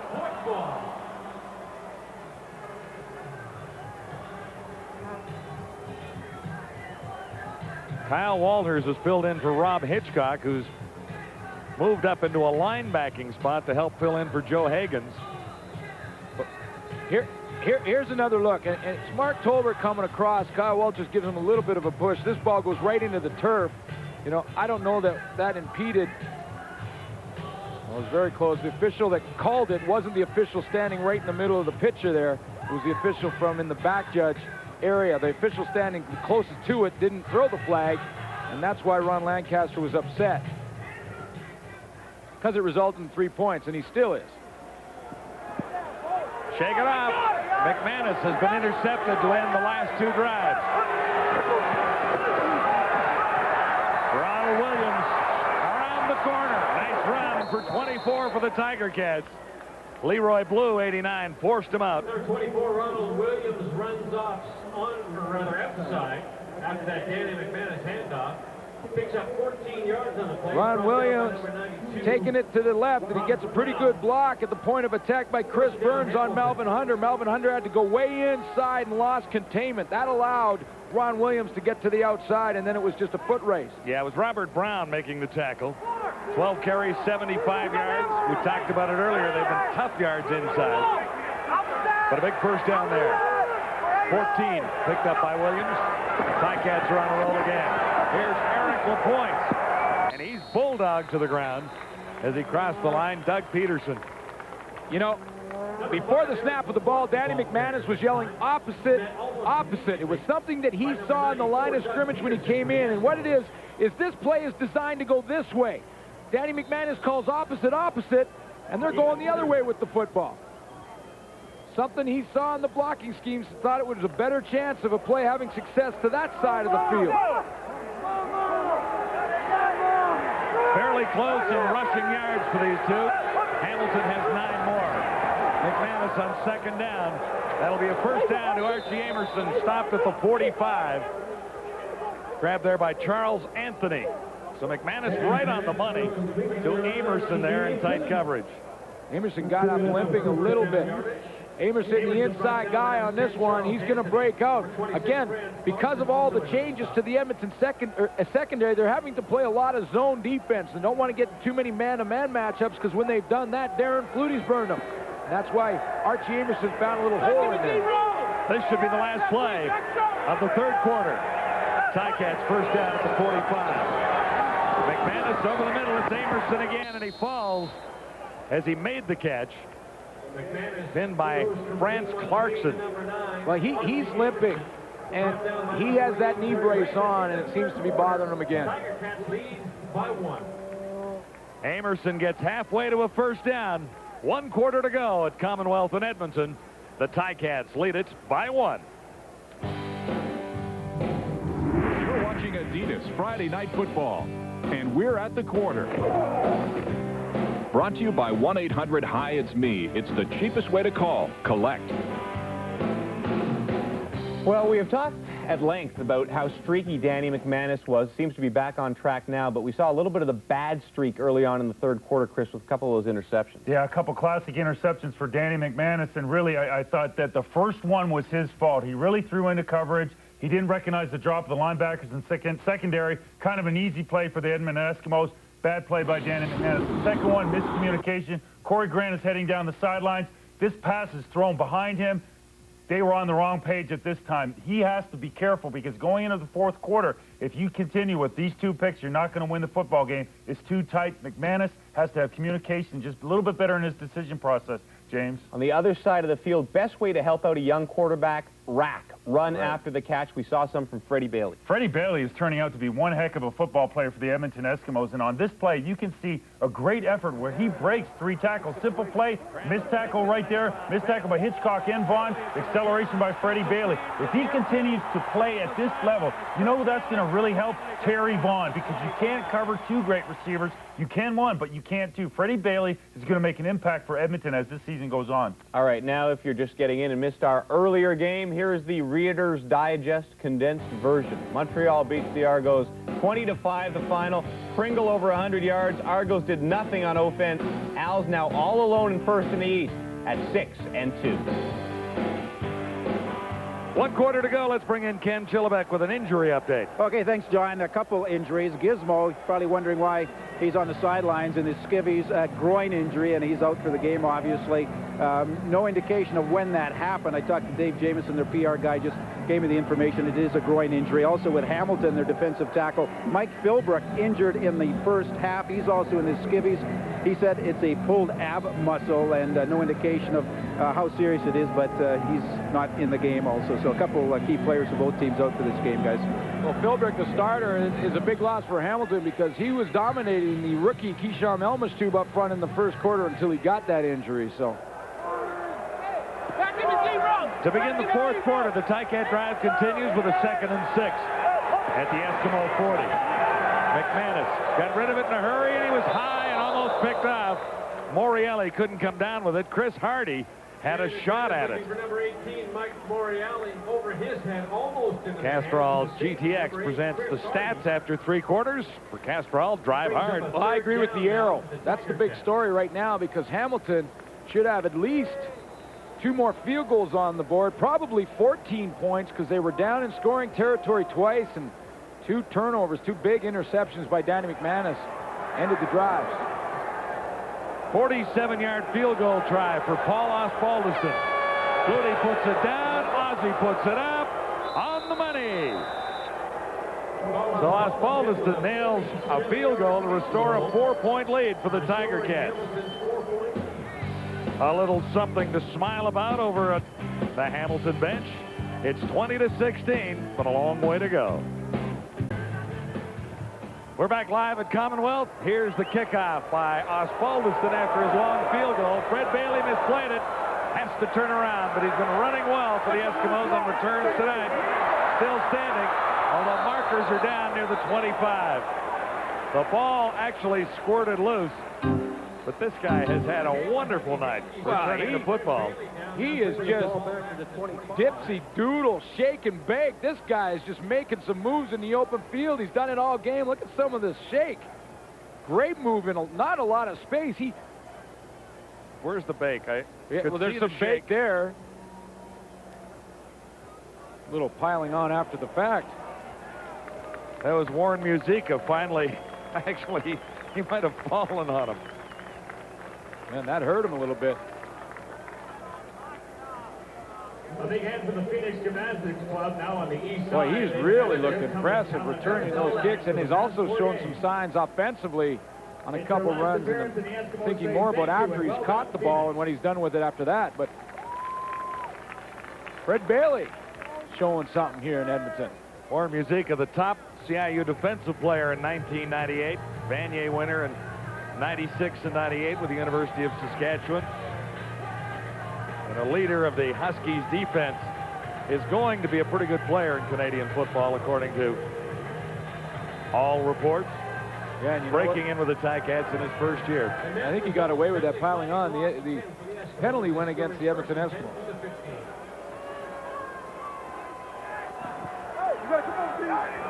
Penalty against the Eskimos forces Crandall back to the 15 as a line of scrimmage. Fakes once, twice, decides to take off, and he's out to the 20 for a gain of close to 5.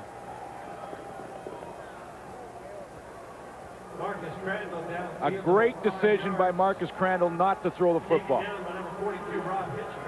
You know, and the coach, and Dieter Brock, the offensive coordinator here in Edmonton, probably emphasized that all week to the young quarterback. He said, listen, what you're going to be judged on is the decisions that you make in crucial situations, and it doesn't get much more crucial than this. When you're down by 4 or you're backed up in your own end, not to throw the football away. A lot of game to be played here. Got to make smart decisions, and Crandall made a good one not to throw that football. 2nd and 5, Edmonton. Vaughn makes the catch and should have the first down.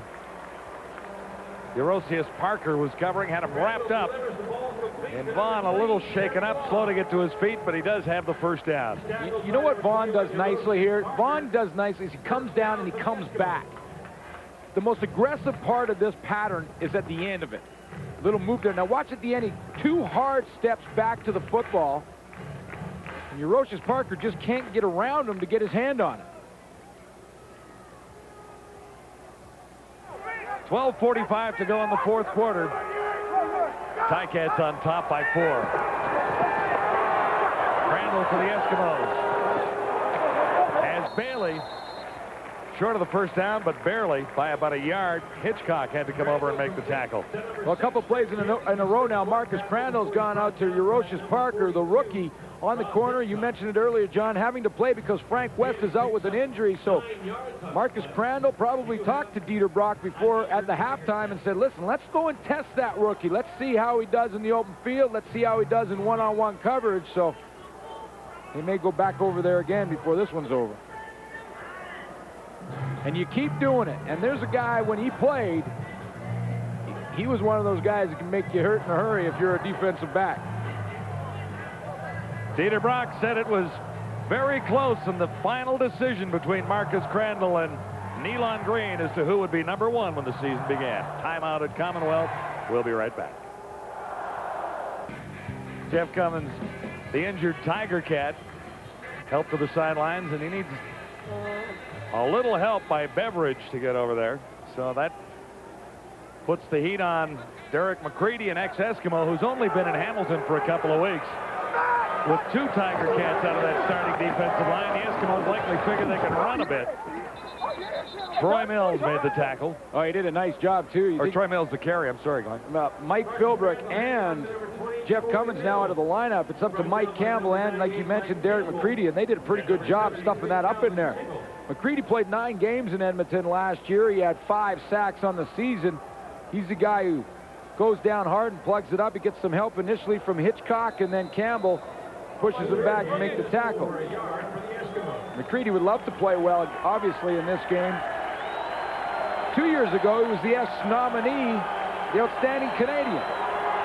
Didn't make the cut this year, decided to go back to school, but he joined the Tiger Kids. Here's a 3rd down gamble by the Eskimos, and it pays off.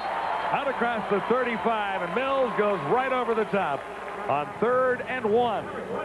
Well, again, McCready and Mike Campbell up front really collapsed it, but a good decision by Troy Mills to leave his feet. It's always a bit of a gamble when you're the running back and you decide to leave your feet, because if you're met in the air, you have no drive or no power left in your legs, obviously, because they're not touching the ground. So McCready did his job, but Mills countered with the dive. Marcus Crandall's had a pretty good night after a slow start. 19 of 27 for 185 yards, 1 touchdown, 1 interception. Here's 1st down Edmonton here, and that'll be another 1st down there. Fred Bailey made the catch. There's a marker down right at midfield. Oh, it was right beside Fred Bailey. And he made the catch, so what does that tell you? Well, maybe a little push-off somewhere down the line. Forward pass interference. Edmonton number 6. Well, there you have it. 17 penalties so far in the game. Hamilton's been the worst for wear on this one, but Fred Bailey will stop the momentum of his offense because of that little push-off. Ticats on top by 4. It's 20-16. 10:45 to go in the 4th quarter. Talked about it a couple of times, but it's a critical game for both. Ticats trying to snap out of a 2-game losing streak and get back in the race for top spot in the East, where the Alouettes are running away with things right now. 1st and 20 for Crandall and the Eskimos. Far side, Bailey makes the catch, and he's wrapped up immediately at the 30-yard line by McGriggs. Well, the way that Fred Bailey has been playing, that's a good tackle by McGriggs, because the first guy that goes to try and tackle Fred Bailey so far tonight hasn't got it done. No, he has not been very successful, whoever that guy has been, and there have been a few victims out there on the turf at Commonwealth. Yeah, no question. Lamar McGriggs pulls him down and makes it a 2nd and long situation. That's, you know, it looked like a professional, just regular, easy tackle. Nothing is easy when you're playing against the guy that's in his zone like Fred Bailey. Ed Hervey is in, and I think the Eskimos have too many guys out there. Wow. Hervey raced in, 2 started to run out. That could be a crucial mistake. They had to burn the timeout.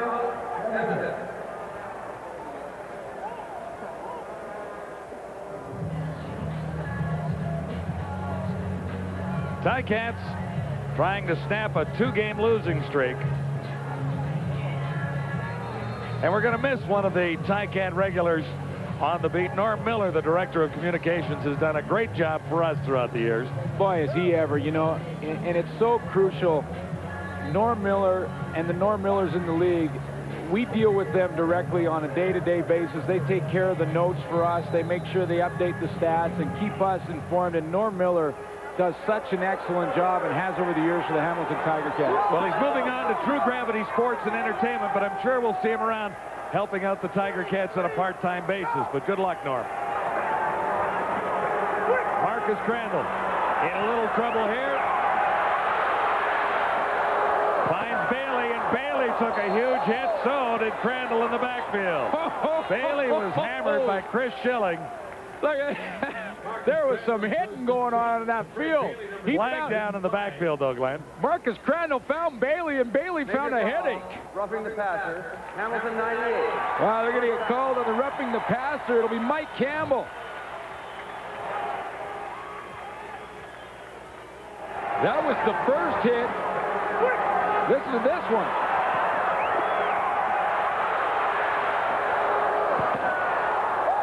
Whoa. Bailey held on to the ball even though he lost his hat. We went 162 yards in returns, 88 receiving for Fred Bailey on a nice night at Commonwealth. Troy Mills finds it tough around the left side, and a gain of 1 stopped by Gonzalo Floyd. Tracked down by number 90, Gonzalo Floyd.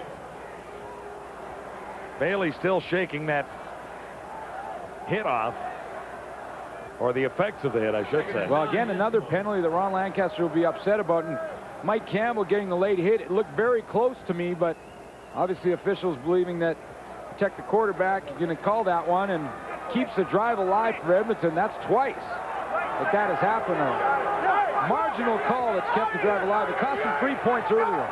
Bailey, the only receiver to the near side. Randall tries to find something deep.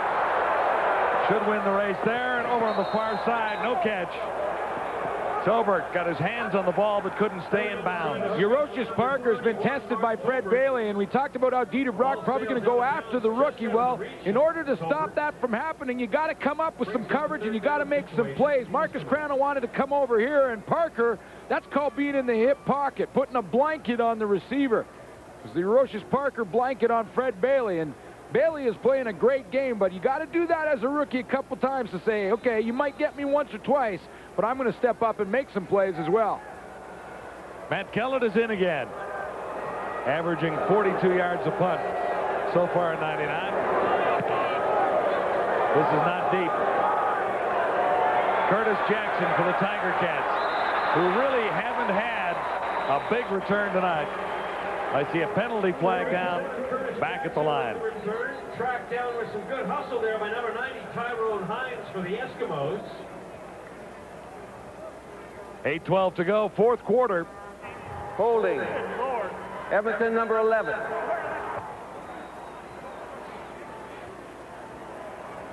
Ricky Walters.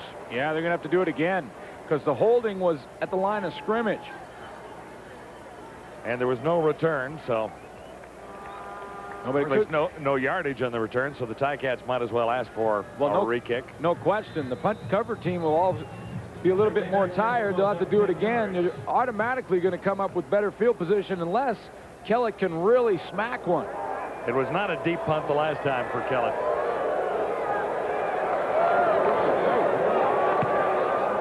Oh, he does. This is a lot better. Right back to the 10. Eurocius Parker with a marker down against the Tiger Cats, I believe, this time. Clarkson making the tackle after an 11-yard return. The punt traveled 51. So Kellett got a second chance and nailed it. 4-point game on Adidas Friday Night Football.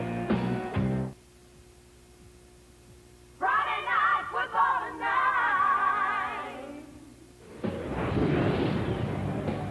Here's the game story for Walmart. We sell for less every day. What have you seen? Well, a couple of touchdown catches for Darren Flutie, his first 2 on the season. Marcus Crandall got it together in the second half, 46 yards rushing his help.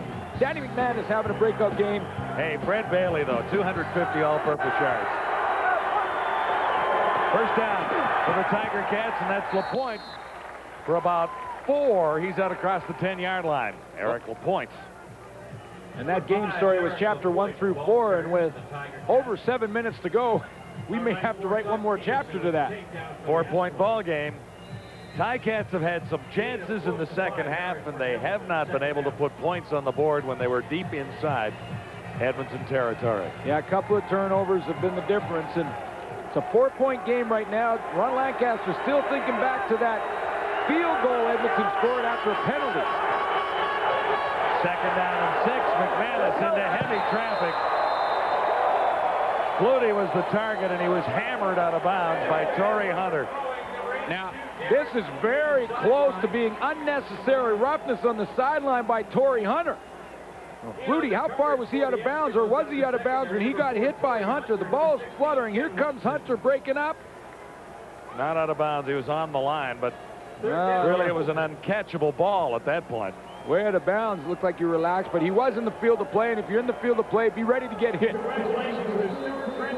Osbaldiston will give the Eskimos field position here because he's kicking from his end zone. The returners for Edmonton waiting out near the 55.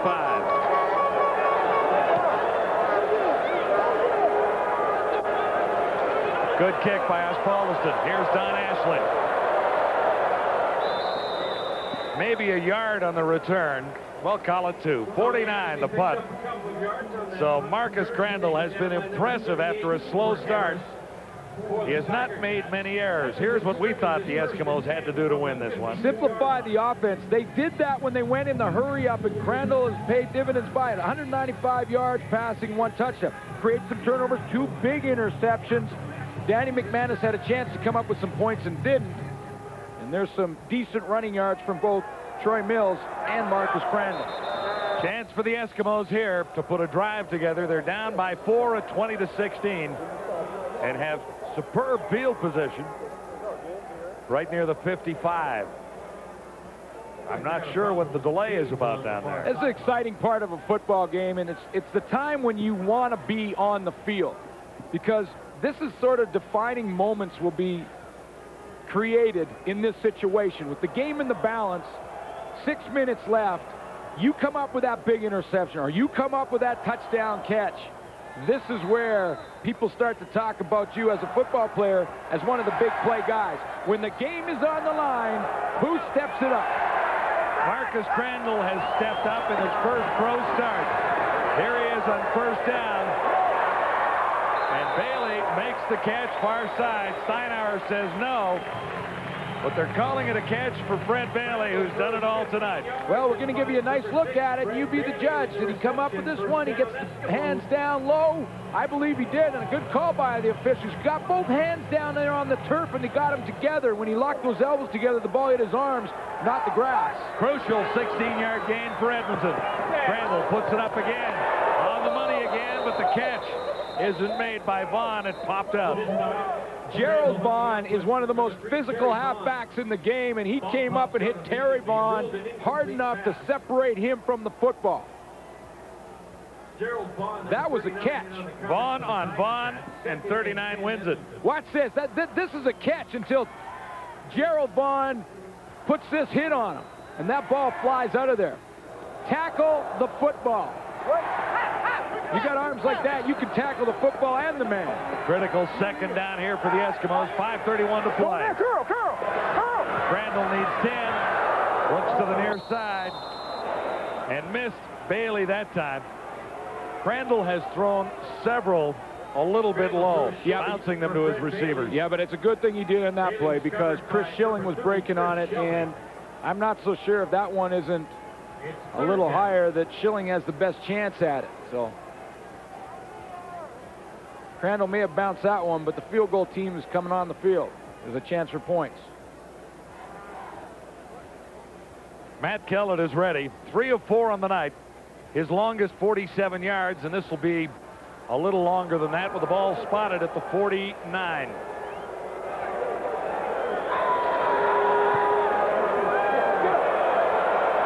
Not this time. Corey Grant took one all the way earlier in the air, but he only gets this one out of the end zone by about 12 yards. Just a little bit short on that 49-yard field goal attempt.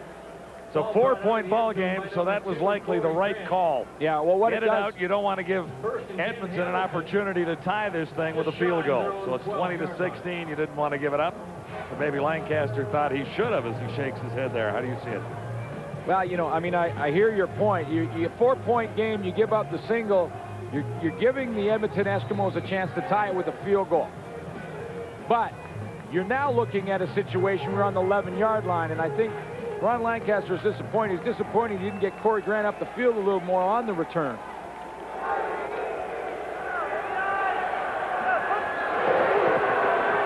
From the 11, first down.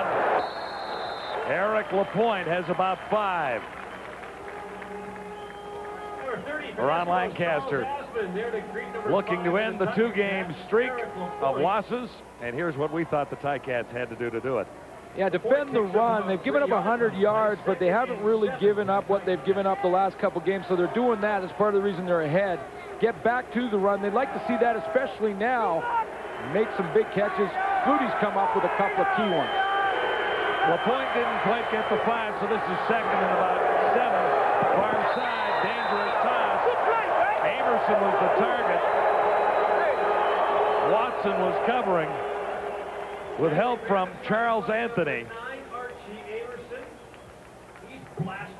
Danny McManus threw that one out hard enough so that he couldn't get an interception, but it was a long throw to try and get it into Amerson, and Charles Anthony's just going to break on the ball and make him pay. No chance really for Amerson to catch it, and now the situation is that you got two pretty good returners back there right now that are looking and licking their chops. Paul Osbaldon has to kick it from his own goal line. These guys have been running it back pretty well. Crucial time in the football game. 4:04 to go. Osbaldiston behind this one, and he sails it. Don Ashley made the catch, fell down, got up, and he's down again. And up again, and down again.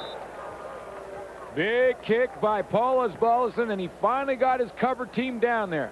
That is a big play. You know, you don't often talk about the punters. I know Paul Osbaldiston does both, but when you're the punter, that's a big play. There's two big plays for the punter. When you angle it out of bounds and you get it out about the 1 or 2 yard line going in. Or when you hang it high and get the team underneath. Or when you're standing on your goal line and you crank one, you get the cover guys down there. That's a huge play by the punter. So the pressure reverts squarely to the rookie quarterback, Marcus Crandall.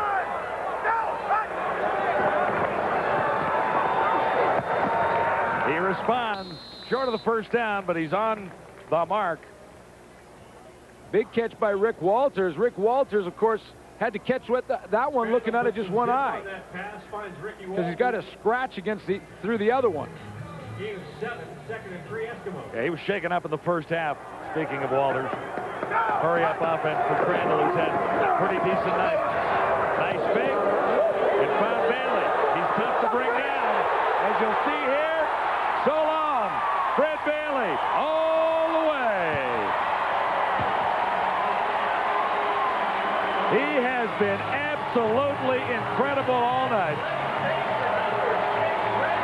57 yards there. Should have been about 6. Remember back when I said it was a pretty good tackle by Lamar McGriggs in the open field on Fred Bailey? It wasn't that time, right? Well, it wasn't McGriggs, but I'll tell you what, this is what I mean. No one tonight, other than McGriggs on one play, has been able to tackle Fred Bailey in the open field. The Eskimos have the lead. It's 22-20, and the reason they're even in this game is because Crandall has responded, but Bailey has been outstanding. Oh, man, outstanding. He's given them field position, big catches, and all kinds of excitement in Commonwealth. Number 6, Fred Bailey, 57-yard touchdown. He's got the Wilson souvenir that he's not going to let go of for a minute or two.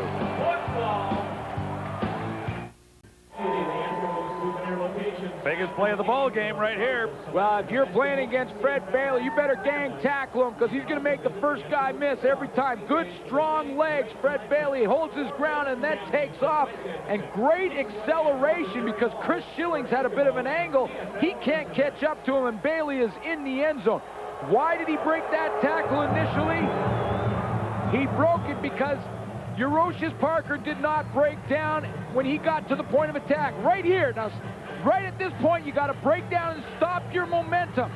Eurocius Parker didn't do it, and he flipped right past Bailey. Bailey takes off, breaks that one, and is gone. He also went high on the tackle, too. And Bailey shook it off.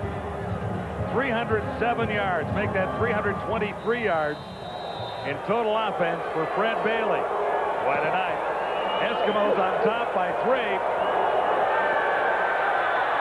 Archie Amerson could use a return here for the Ticats. Can't get it.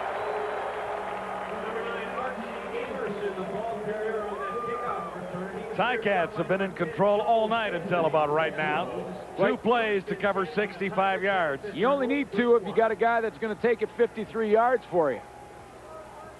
What an impressive night from Fred Bailey. Well, if there's any question as to if he could play, he's answered it. Now he just has to prove, can he do it game in and game out? He was on the Rough Riders roster at one point, then on the practice roster, escaped Edmonton. He's found a hole. Swing pass to Williams out of the backfield. Charles Anthony made the stop.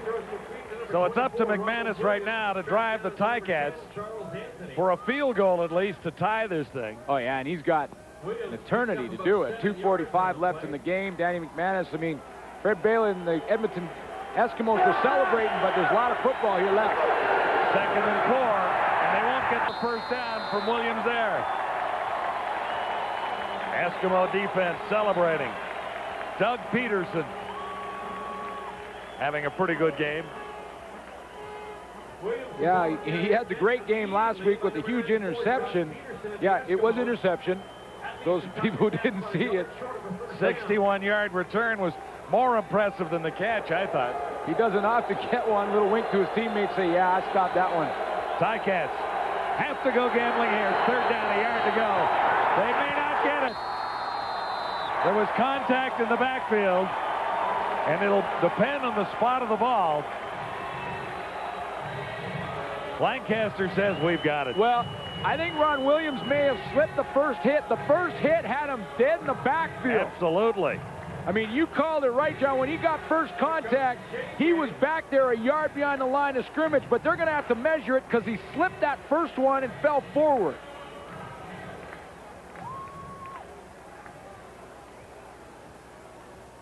And he slipped it enough. Look at this. This is how close it's going to be. Oh, 1 inch. There was an inch and a half there, I think, at least. Yeah. So where does that saying come from? It's a game of inches? There it is right there. there. But Lancaster on the far side, if you saw him, he knew he that knew he had the first down. He knew it. Watch the first contact in the backfield, though. That's a yard in the backfield right there, but Ron Williams keeps the feet moving, gets up in there, and gets the first down by an inch. Ticat drive continues. McManus looks to the far side. Corey Grant made the tackle, or made the catch, and he was tackled in midair. Charles Anthony actually came down with the ball and the receiver in his hands.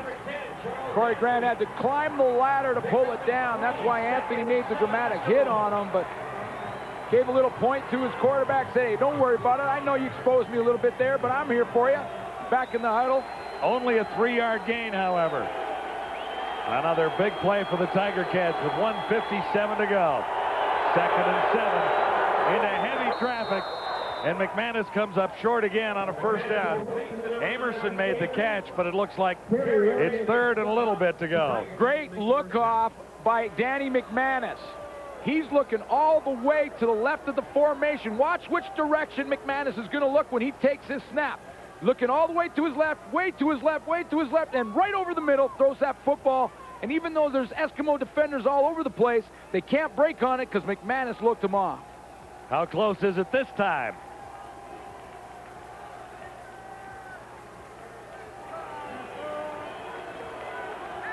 First down, Tiger Cats, not by much. 3 inches. 1:48 to go. Ticats are down by 3 to the near side for Flutie this time. Anthony again on the tackle. And that will tie Rocky DiPietro He's forced out of bounds by number 10. for 4th on the all-time list for receptions, 706 for Darren Flutie. And more importantly right now, it puts Hamilton in a 2nd and medium situation, 2nd and 5 or 6. Gives Danny McManus a couple of more options. 2nd and 5. Over the middle. And close to another first down for the Tiger Cats. It's Amerson again. Well, it's going to be decision time again as well for Ron Lancaster because he's going to be about a yard short, maybe 2 yards short. With 1:30 seconds left, now he's got to make a decision. Do we punt the football away or do we gamble one more time? They're going to gamble. Out of field goal range at this point. He's got the tee in his hand, but he's out of range right now. They need another first down. Third down gamble in a row. LaPointe is spun around as he crossed the line of scrimmage. The Eskimos think they might have stopped him this time. They're bringing him out, though. They're going to measure it. Malvin Hunter. It's real close in there, and this depends on where the officials put his foot down. He spins in the air. Ron Lancaster trying to get an angle on it.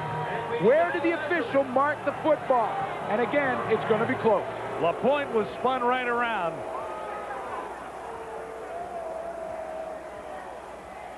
And the players are supposed to stand back, but there's the Eskimo salute.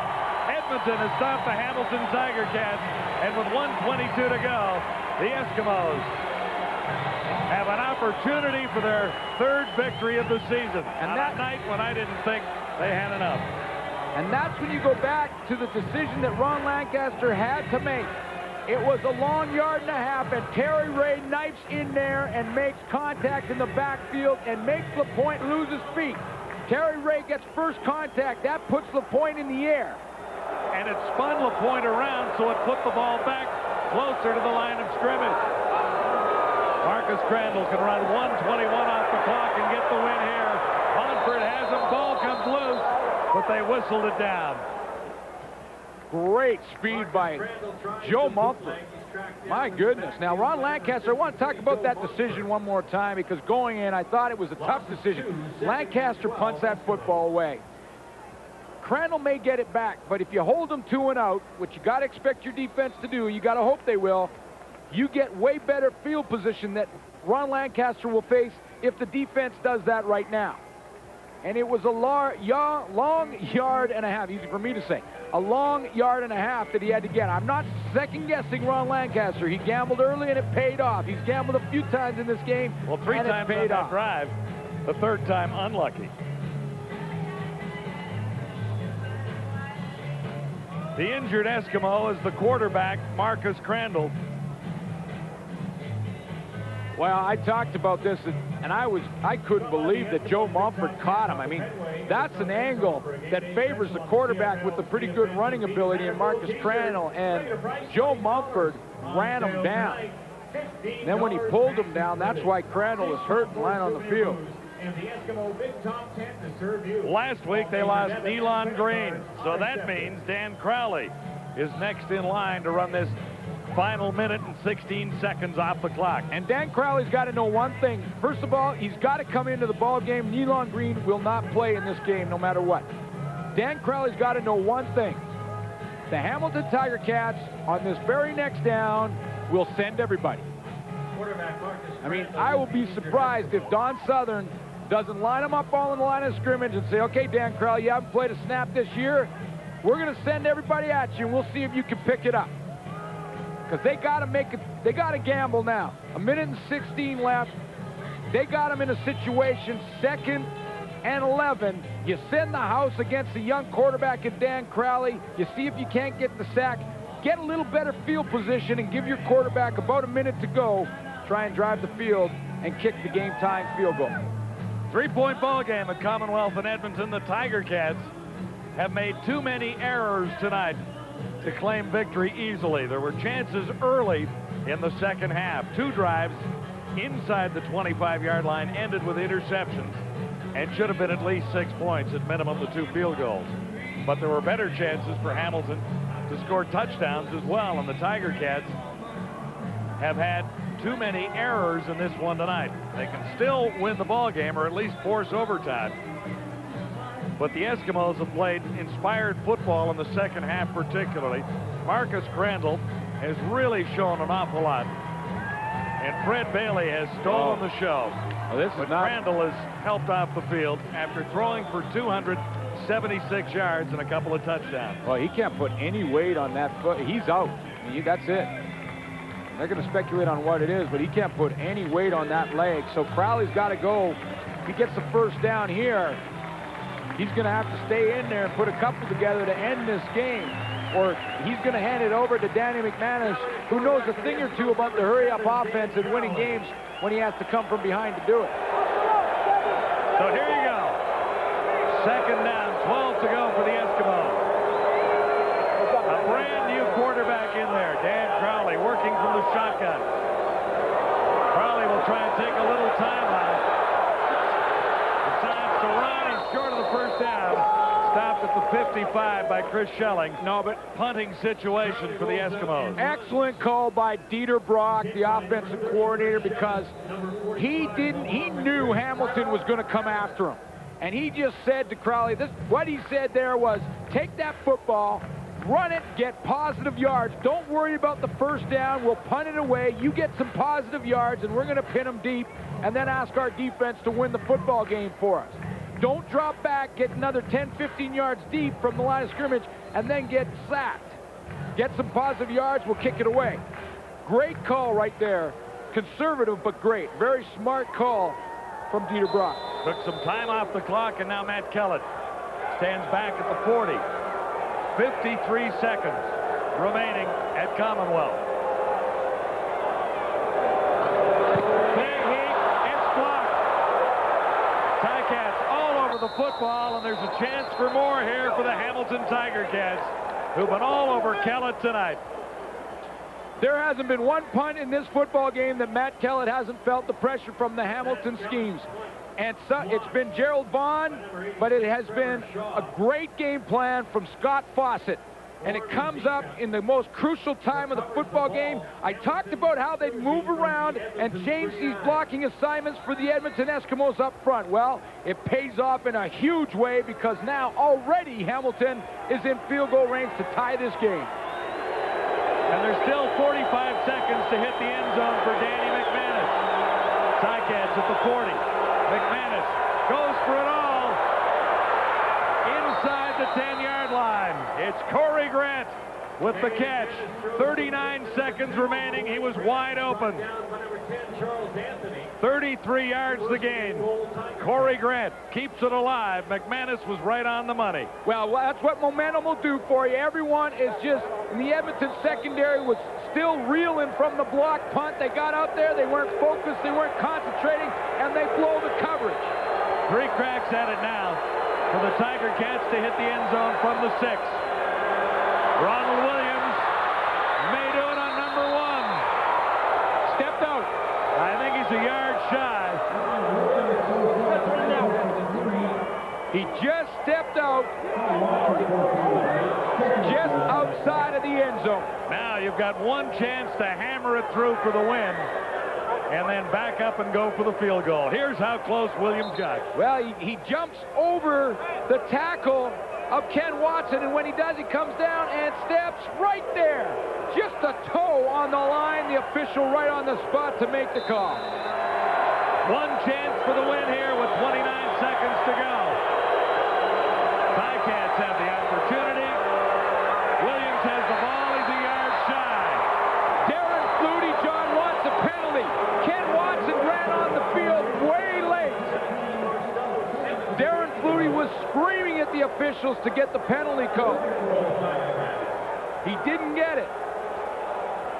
Ken Watson arrived in the huddle when the ball was being snapped. He did not get the penalty. I mean, Darren Flutie was yelling. Ken Watson was running on the field, and Darren Flutie was saying he can't come on there. Once the officials put their arms up, you can't make a substitution. Unfortunately, we can't see it from that angle. Watson sneaking on. Yeah, he was way late. Another injured Eskimo, so there's time to talk about the situation here. You know, and why is that penalty, if it was one, become big as they get another crack at it? Now it's third down. They have one shot at the end zone. If it's a penalty, it's half the distance. 23-20. Edmonton on top of Hamilton. The Cats can tie it up with a field goal or gamble one more time and say we can make the end zone. They've tried to gamble a couple of times. Oh, man. They've been successful 2 of 3 times in this quarter. And what are you going to do here? You got to kick it. I mean, and this, you have got a chip shot for 3 points, and you can play some more football. I think you got to kick this. I think you're absolutely right. Osbaldiston puts it through, and overtime looms with 19 seconds to go. It had to be so tempting, and this is the great scenario, and this is the great thing about this game. I mean, the decisions that the head coaches have to make in football games. The gambling. When do you gamble? When do you not gamble? And you know that that was a gut-wrenching decision for Ron Lancaster. An opportunity in one play to pound it in and win, 1.5 yards out of the end zone, or take the conservative 3 points, put it in overtime, and play some more. Yeah, he made the right call. I agree 100%. Particularly when you look at the way things have gone for the Tiger Cats this season. the big plays haven't always been made. When the Ticats got off to that super start last year, some of the big plays really paved the way for victory in games that were this close and could have been losses. Yeah. Well, the great news is for us and everyone else watching this football game is it's all tied up, and we're going to have a little more Adidas Friday Night Football for you. Well, you say that very quickly, but have you noticed Fred Bailey playing for the Edmonton Eskimos tonight? Now, if he wears number 6, he's got 323 yards total offense and a lot in return. And, John, if they kick it to him, you know, I am shocked if they kick it to him. This is what probably Paul Oswaldson will think about doing now. They're going to try to stack up the middle, and he'll kick it along the ground, hoping that one of the wedge guys in the middle of the formation for the Edmonton Eskimos return team will pick it up. If that ball is in the hands of number 6, watch out. Oswaldson puts it high. Kicked it to him. Bailey has a chance. Certainly not this time. But that's the way he's been running, escaping tackles like that. But this time, wow. That's the Tiger Cats made the tackle and the stop. 12 seconds on the clock, but they're down to their number 3 quarterback, Dan Crowley. That takes a lot of guts. You know what? That takes a lot of that's confidence in your kickoff team. That's confidence in your guys. You're going to kick that ball to Fred Bailey with the night that he's had and say, you know what? I still believe that we can cover him and make the tackle. Everyone watching in Hamilton were holding their breath right there, I guarantee you. 12 seconds to go. Overtime looms at Commonwealth on a beautiful August night. Dan Crowley, first down for the Eskimos. Throws the out far side.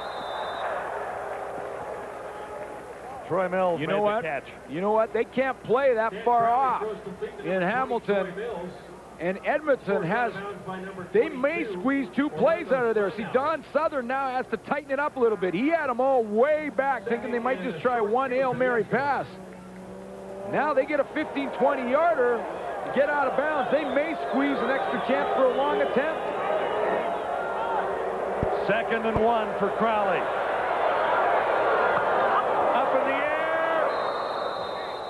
air. A ricochet off 2 Tiger Cats. That'll do it. And that should wrap things up. 0's on the clock. No chance for a field goal. Are you ready for a little Adidas Friday Night Football OT? I'm ready. 2 5-minute halves of overtime. 23-23. Hang in there. We'll be back. We've got to work a little longer in Edmonton tonight. Little OT.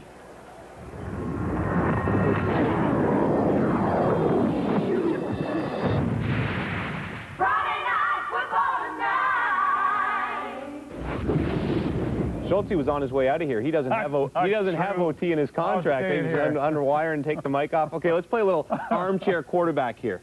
Do you go for it? Do you like the decision to kick the field goal, or would you gone for it? You know what? I would have done the exact same thing. You have to go for the field goal. You're on the road, and you have a distinct advantage at quarterback right now. Danny McManus has been in overtime games. The Edmonton Eskimos are down to their 3rd quarterback in Dan Crowley, but you also have to look in his mind, and he has to say to himself, you know what, this is an opportunity of a lifetime. Hey, I take this team and I take them into this game and win it in overtime. I'll be remembered at least for 1 more week. It looks like Marcus Crandall is really hurt. Nealon Green has the hamstring. Time for Dan Crowley to come up, but who has the advantage in overtime? No doubt, Hamilton Ticats, James. You're a conservative wimp. You got to make it 1 yard. You got to at least try for it. That would have been for the field goal, for the drama. Anyway, 2 5-minute halves in overtime. Let us send you back to Edmonton for some more drama. Once again, here are John Wells and Glenn Suter, guys.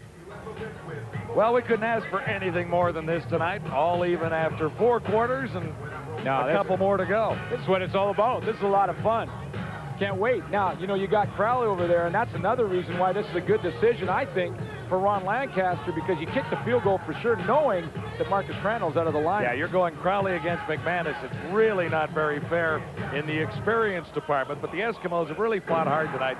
I've been impressed with what they've been able to do, the way Marcus Crandall played, and, of course, we watched some great special team plays by number 6, Fred Bailey. Oh, yeah, it's been a Fred Bailey night, but here's how it works in overtime, in case you're wondering.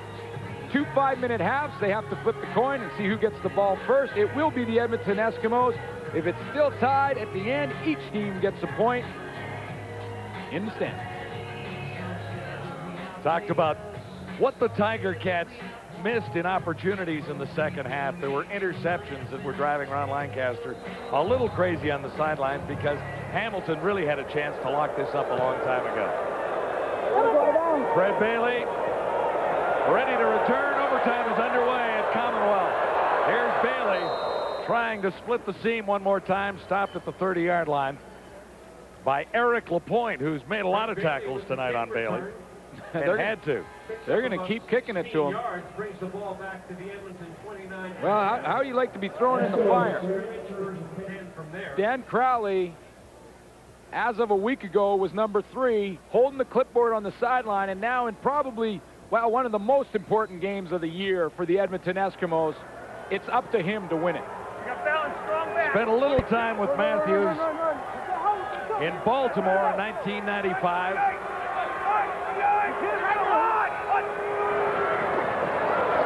Crowley handled a bad snap. Picked up. Here come the Tiger Cats. Kyle Walters on the return down to the 31-yard line. So the new quarterback in there fires to another number 7. Troy Mills finally made the tackle. Yeah, and he makes a rookie mistake in Dan Crowley because he doesn't look off the free safety. Watch Dan Crowley's head. He has to go load a snap, but look where he's looking. He's looking the whole time where he's throwing. Kyle Walter, just sitting in the middle of the field, says, well, if you're going to look there and then throw it there, I'm going to wait for it and be there. I'm going to be there. McManus with a chance here. He's been this close before and thrown interceptions in this zone. Ronald Williams found a way through a pile of Eskimos, and he's got 7 yards. Carrier for the Tiger Cats, brought down by number 17, Marcelo Simmons, to number 90, Tyrone Hines for the Eskimos. The pickup on the play is close to 8 Closing in on 100 yards. Rushing for Ronald Williams now. 17 carries, 91. 3:47 left in the first overtime period. And Williams has the first down. So this Ticat drive continues, set up on the interception by Kyle Walters. Brought down again by number 90, Tyrone Hines. Ronnie has seen this before, hasn't he? Well, tough decision. He's earned his money over there on the sideline tonight. I guarantee you. Sometimes a coach in a blowout can stand over there and just kind of, it's like buying a ticket. You know, you just stand and watch your team put up a bunch of points and win the game going away. Games like tonight where he's had to make decisions on gambles, that's when you earn your money. First down, and Williams gets it again. Nice run by Williams, who appeared to be stopped about 4 yards earlier. And McManus handing off the game to number 24, Ronald Williams. One of the keys to Ticat's success, although we're into the extra period now. They have a few more yards than they attained last week. Williams only had 39 yards and 11 carries in the loss last week.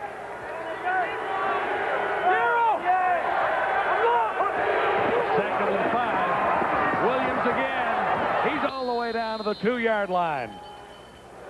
Stopped by Marcelo Simmons. And that Eskimo defense is a little beat up tonight.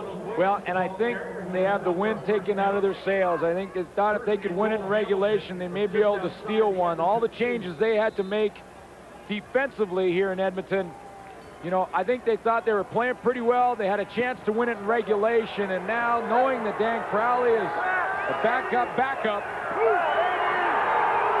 4 straight carries for Williams. This time McManus keeps it himself. He's into the end zone. Second touchdown on a similar play we've seen by McManus so far this season. Yeah, that Edmonton defense just lost all its life when overtime began. You know, Dan Crowley throws that interception. They thought they were going to steal one in regulation.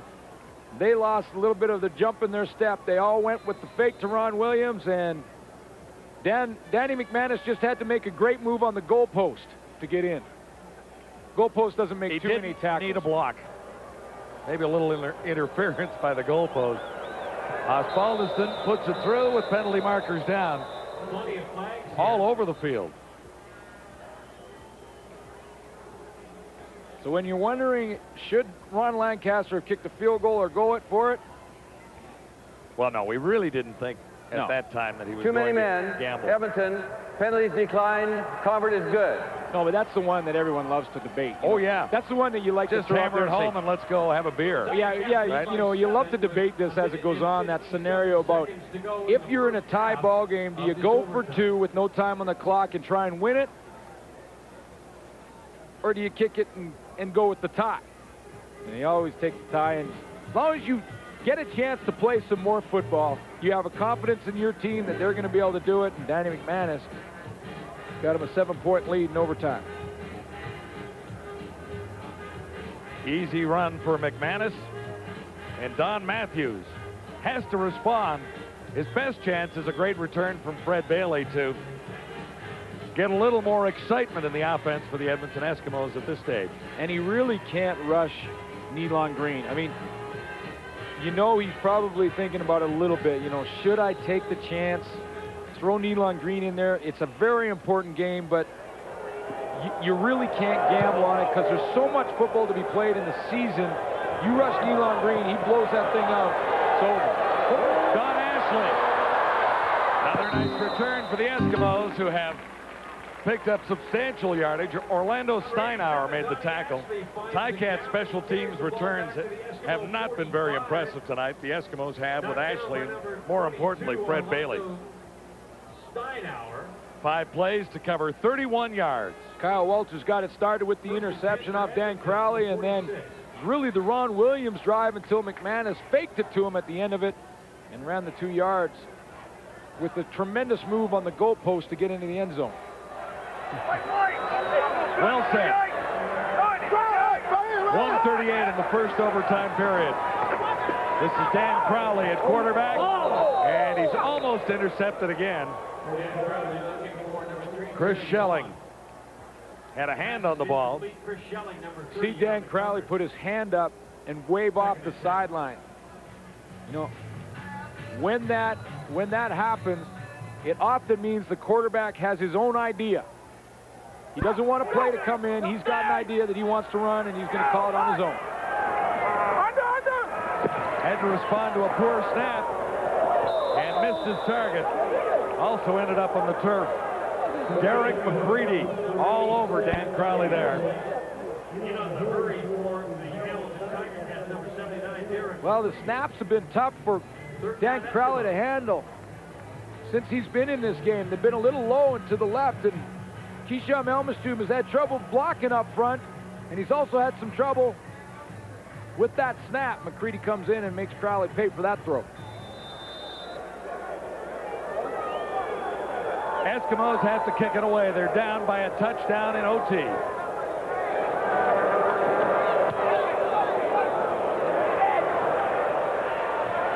Curtis Jackson stopped after a 4-yard return. Charles Asman, number 30. Well, we talked about the format in overtime. The Edmonton Eskimos started with the football. Basically won the toss in overtime, took the football first. Danny McManus now has it back with 58 seconds left. He can kill this on the drive, and then Edmonton has to line up and kick the ball to him again.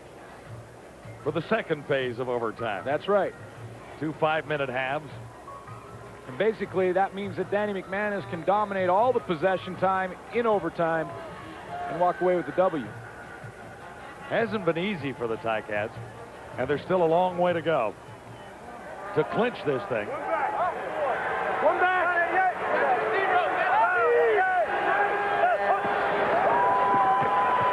It's been all Ron Williams and a little Danny McManus in OT. Ron Williams just leaving shrapnel in his trail. And he needs a break after that one, a well-deserved break. I mean, he was just leaving bodies all over the ground on his way through that pile. 21 carries, 120 yards. That'll be a nice average. 2nd and 3 for the Ticats. 7 yards in the previous play.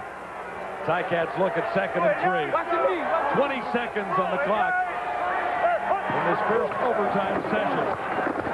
Boom, good hit. LaPointe should have enough for the first down. Terry Ray made the stop, number 28. You talked about those numbers for Ron Williams and the rushing yards for the Hamilton Tiger Cats. Well, coming into this one, in their 3 wins, they averaged 25 carries, 200 yards, and in their 4 losses, dropped to 13 carries for 45 yards, and that is the key.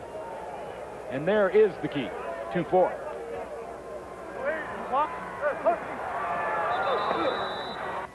Should be the last play of the first half of overtime. In fact, it is. They whistle it down. There's 5 more minutes to play before this one is over, but McManus has the Ticats on top.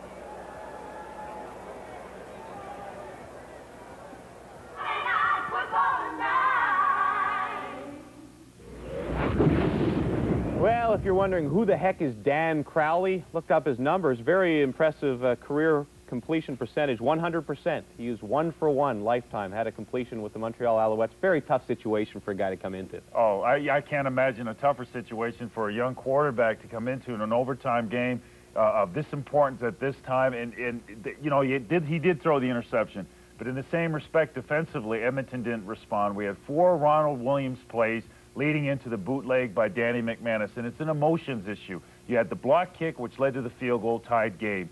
So really going into the overtime, Hamilton had the momentum, the positive emotion. Then you have the quick pick. All of a sudden, defense is right back on the field. They didn't respond. I can understand why, but yes, the interception, but even on another respect, they should have been able to respond better defensively with the Eskimos, James. So you have an inexperienced quarterback who looks rather shell-shocked. Yeah. Is there anything the Eskimos can do? Well, the first thing first, get the football back and then simplify the plays. You don't necessarily have to drop back and throw right in the middle of the field in the seams. Throw a screen pass, mix it up, do things that are easier to complete. Rely on your players. Don't rely on him winning the football game. But first thing they got to do is get the football back as quick as they can. That decision to kick the field goal at the end of regulation looked pretty darn good right now. The Hamilton Tiger Cats controlling overtime so far. Still 5 minutes left. Let us send you back to Commonwealth to wrap things up, we think.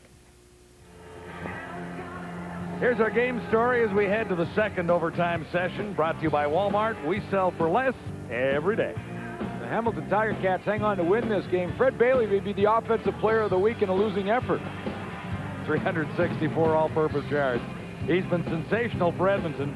McManus has tossed 2 interceptions, but he's tossed 2 touchdowns, and right now, his touchdown stands as the advantage. His scamper into the end zone for a 30-23 Hamilton lead on the Edmonton Eskimos. Always composed, Danny McManus. His demeanor does not change very much. He's one of the truly nice guys in Canadian football.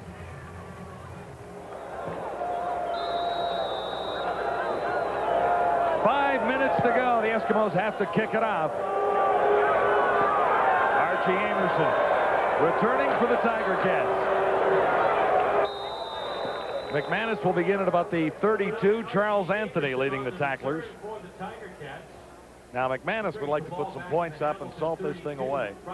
Even a field goal makes it really tough for the Eskimos to come back. Yeah, Ron Lancaster just mentioned to him, this is what they'll do coming into this one because they've been in situations like this before. And what they want to do is give the ball to Ron Williams on first down. If you can get 5-6 yards, give it to him again. If you can't, well, we might have to put it in the air because the game's still in the balance. But Ron Williams, he gets 5 or 6, he's going to get it again. The Eskimos have another injured player down at the 42-yard line. It's Charles Anthony, who's been mentioned an awful lot tonight. Well, you know, he hasn't played all that bad. I mean, he got beat early on Darren Flutie's touchdown, but he's come back from that, played pretty well. Made some big hits out in the flat I can think of. And he was an All-Canadian with Baltimore in 1995, so he was with Don Matthews there, and joins him in Edmonton as well. Yeah, he was with them in Toronto as well in '97. Took a shot in the NFL. That didn't work out and didn't play last year. Was a teammate of mine in Saskatchewan many, many moons ago. Is he around in '89? No. No.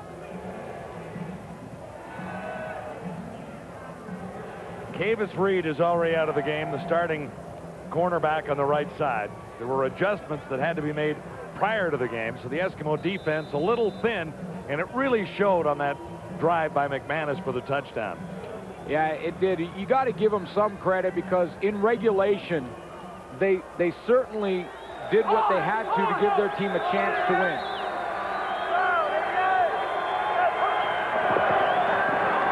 No surprise, it's Ron Williams.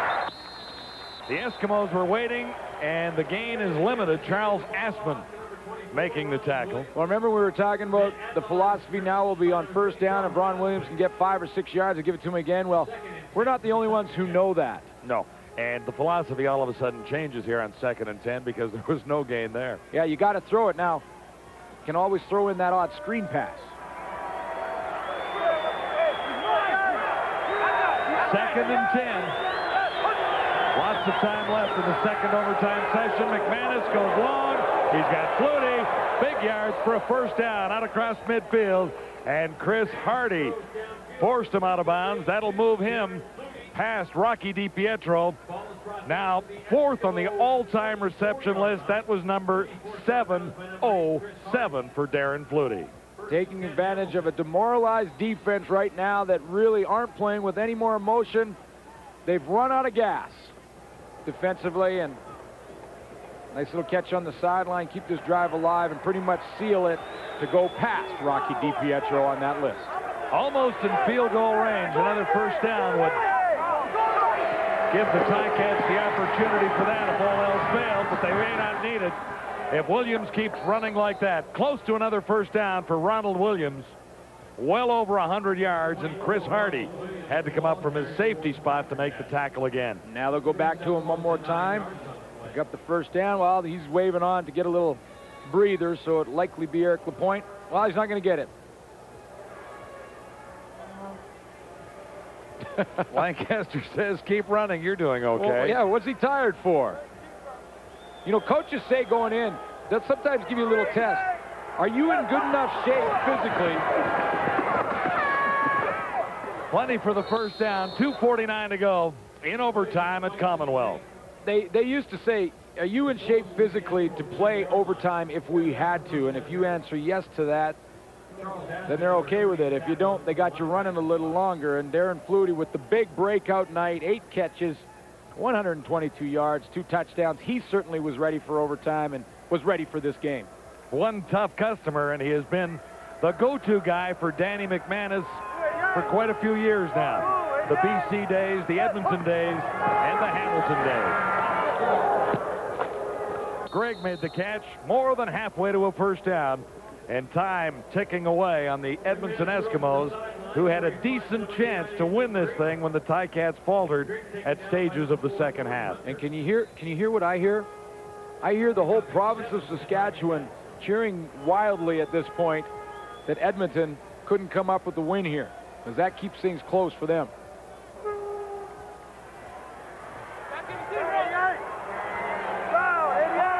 Second down, 2.5 to go. No problem for Ronald Williams. He's inside the 20, and more time run off the clock. That is the enemy of the Eskimos right now. Here's Ken Chillibeck. Okay, thanks, John. Just an update on Marcus Crandall, leaving, of course, in the dying seconds of that fourth quarter. It sounds like he has a ankle injury, and it doesn't look very promising. In talking to Dave Jamieson, he said he will be taken in for x-rays. Couldn't put any weight on it, and that sounds like it could be relatively serious, but it's an ankle injury, left ankle injury for Marcus Crandall. Unfortunate situation for the Eskimos. Guys, back to you. Particularly when you look back to last week and losing Nealon Green, so the Eskimos are just about out of quarterbacks with any kind of experience. Eric Lapointe gets a turn to run the football with 57 seconds left. Don Matthews was confident, talking to him before the game, that Nealon Green would be ready for next week, and I'm not sure he was confident. I think he was hopeful. Well, maybe a little hopeful as well, but he, you know, now he may be forced to give him a little push and hope that he can get him in there, try and limit his running, make him more of a drop-back passer next week, try and keep him healthy. But he may not have a whole lot of choice if that ankle injury by Marcus Crandall is as serious as they think it is at this point.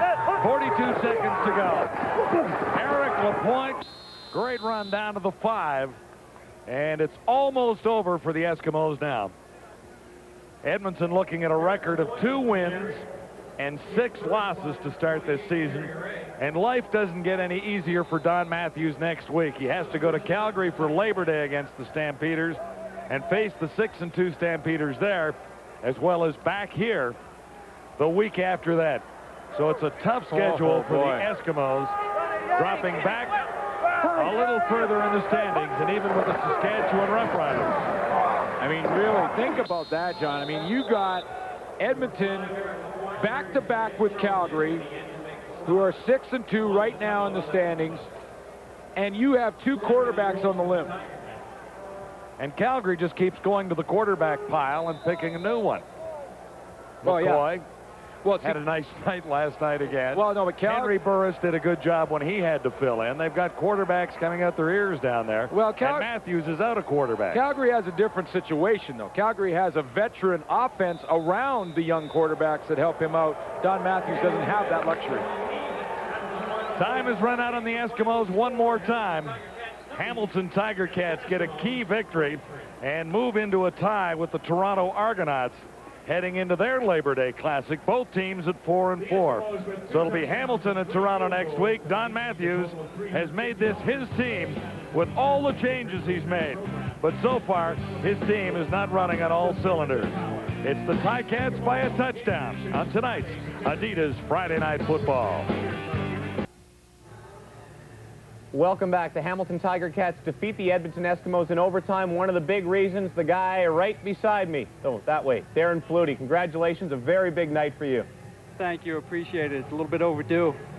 What was it tonight? I know you came in 34 catches, which are pretty good numbers for any guy, but I know you weren't necessarily satisfied. You didn't have any touchdowns coming in.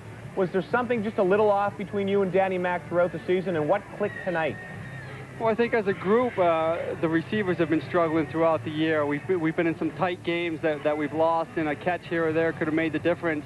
And as a group, we just haven't made the plays. And you know, I'm forefront there. I've dropped a few passes in big games, and I don't know, just something special about being out here in Edmonton on the grass. It makes you want to play football.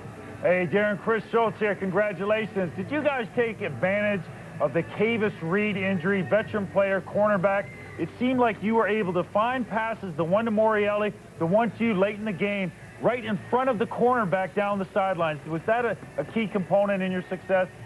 Well, one of the things going in was that their corners peak on our inside rub stuff. We run like a flat and a 12-yard out, and the corners try to peek and come off and make a big hit on that little out inside.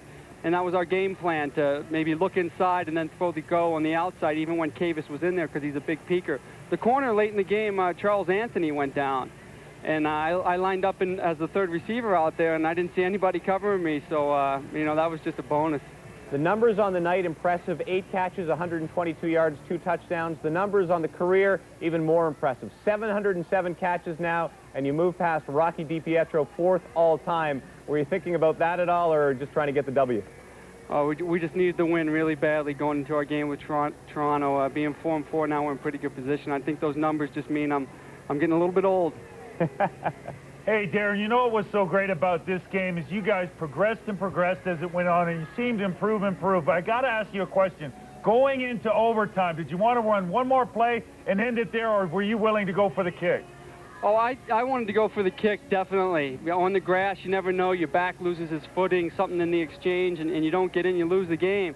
Knowing their quarterback was down, and they're down to really the number 3 quarterback, I felt pretty good about our defense holding them in overtime. I thought that was a great decision by Coach Lancaster. Really sets up the Labor Day Classic next week really well. Both of you guys now 4-4. What do you see going into that? The Argos had a tough one tonight. I know you didn't see it, but really dominated against the Alouettes. They're a good football team. You know, going in the beginning of the year, everyone thought Toronto would be in the basement in the East, and they've proven themselves to be a really good football team, especially defensively, and those are going to be tough games. Anytime you got to play Toronto, Montreal, these teams in the East, they're going to come at you, and it's going to be a hard-hitting game. It's going to be a great game. Thank you very much, Darren. Congratulations. Thank you. Appreciate it. Darren Flutie and Danny McManus finally finding that connection that had been lacking a little bit early on in the season. Flutie, 8 catches, 122 yards, and the Hamilton Tiger Cats pull one out in overtime over the Edmonton Eskimos. We will be back with more on the post-game show right after this. Flutie does it for the Ticats tonight.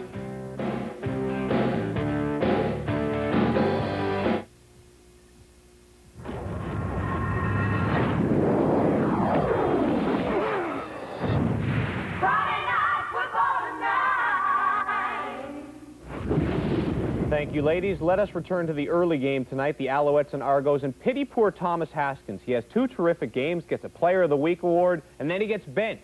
It could only happen if the guy you were replacing is a guy who's come back from an injury and a guy who's one of the best runners in CFL history, Mike Pringle. Pringle back in the Owls lineup, and that's not good for the Boatmen. Shaking off the rust early, Chris. Oh, he read the zone well, 18 carries, well over 100 yards. Nice play, Mike Pringle. He reestablished himself. Jay Barker facing a lot of heat, including Alfred Payton. Oh, boy, that hurt. Barker was on his back most of the night. When you pressure the QB, he makes mistakes. Oh, Baron Miles. Right, you have an interception, but look at the poor coverage. Great run by Miles, not taking anything away from him, but I'm telling you, they got blocked at the wrong moment. You can't practice this, how to cover an interception, but boy, you can make a better effort. Nice job by the Alouette defenders who turn into blockers and get them all the way to the end zone. 10-0 Alouettes as Miles goes Miles. Tracy Ham, the 8th leading rusher in CFL history, and more yards right here. Tracy Ham is 34 years old. He's running like a 22-year-old. Way to go, Tracy. 17-0 Owls at that point. Pringle, once again, as Chris said, over the century mark. Pringle, once he pops, you can't stop. The Owls defense playing Who Wants to Be a Millionaire? The answer is B, Swift Birch. Is that your final answer? Yes, Swift Birch. Final answer. Ouch! Lester Smith ends Barker's miserable night. More pressure, another pick. Look at this, Lester Smith. You know he loved that. He's a former Toronto Argonaut. Big win for the Montreal Alouettes. Barker and the Argos get drilled in Montreal. 20-15 is your final score. Alouettes improve to 6-2 and really get some distance in the East. 2 games ahead of both Toronto and Hamilton. Really 3 games ahead of Toronto because with that, Montreal would win a tiebreaker against the Argos. Alouettes, Chris, very impressive both sides of the ball. You know, they were a 6-2 football team, and you know what? They deserve to be at top of the East right now. And they're pretty easy. It's pretty easy to understand why. They have a veteran quarterback that makes great decisions with the football. They have the same 5 offensive linemen game in and game out. That consistency is so important. They may have the 2 best backs in the CFL as a combination. Don't be surprised if you see them together in the backfield as this season progresses, and they play a simple defense. They do well with Filion and Richards taking the place in terms of the pressure up the middle, and they play a soft zone, so to speak. They take away the big play, and they force you to really make play after play after play to get touchdowns. They deserve to be the top team in the East. This was a big win. Toronto, on the other hand, really takes a step backwards, especially offensively. Jay Barker had a miserable night. 9 completions, 105 yards passing. Tony Burse only rushed for something like 20 yards. This, a bad night for the Argos offensively. They played bad last week offensively, but were able to win. Tonight, just miserable. It was miserable, but it still brings back one word, and that's confidence. They've been in this situation before. They've had adversity. You remember the Saskatchewan game where they had the 2 block kicks. It's not necessarily new to them to have a game like this and then the reevaluation and all the negativity in the press and whatnot. It's a confidence issue now. Barker must keep his confidence. The players must rely on each other. There can't be infighting. They're a very basic team in the sense they have a dominant defense. They have a quarterback that's inexperienced. They have a fullback that they have to get going in order to make that quarterbacking work. It's pretty simple to read. They have to keep it together as a group. We've got some great games in the Labor Day. We've got the Montreal BC game, the Winnipeg Saskatchewan game, 2 different Labor Day games. The one with everything on the line in Hamilton, Toronto, the one with Edmonton and Calgary. One team going one way, the other team going the other way, James. And the Ticats looking good after this one. Kind of shaky pretty much throughout the game, but being able to pull it out in really solid effort in overtime. Let's preview that Argos-Ticats Labor Day game. Well, I think it's going to be a wonderful game. Right now, the Hamilton Ticats have to feel good about themselves because it's tough to go into Edmonton and win a football game. And they really won it in the special teams area. They kept getting closer and closer to the block kicks. Glenn Suter alluded to it earlier. Then finally, the determining factor. Then in overtime, they took it over and won it. Going in against the Toronto Argonauts, it's a different issue on Labor Day. I don't even know why, but it just seems that both teams play well come Labor Day in Toronto, just like in the Calgary situation. Don't be surprised if all the Labor Day games are pretty close, James. That's just the repeated history at this time of the season. Edmonton Eskimos really have their work cut out for them on Labor Day. They're 2-6 and now have to play the Calgary Stampeders, who are the exact opposite at 6-2. Danny McManus and the Tiger Cats Didn't look good for a while, but then they blocked the kick, got it to overtime, and Danny Mac, when Danny Mac runs, you know he has room. Ticats pull this one out. The Edmonton Eskimos were under a minute away from pulling out a very big victory over the Hamilton Tiger Cats. That block punt really changed everything, and it absolutely deflated the Eskimos. You know, it did, and it's an interesting aspect because at this time of the season, coming into the first week in September, there's really a reevaluation period. Coaches, scouts, everybody sits down and kind of figures out, do we have the right people at the right positions to continue to play well? The worst decision that a lot of teams can make when they're struggling is to have what is known as an airlift, where you start bringing all kinds of football players in. It destroys continuity and it destroys confidence. For the teams that are playing well, just keep doing what you're doing. There becomes a separation at this point, really. We see BC and we see Calgary playing pretty good football overall. Montreal right now is dominant in the West. Everyone else is kind of hanging on. But this first week in September, usually past history has shown, is a turning point for some teams in the positive, a turning point for some teams in the negative, James.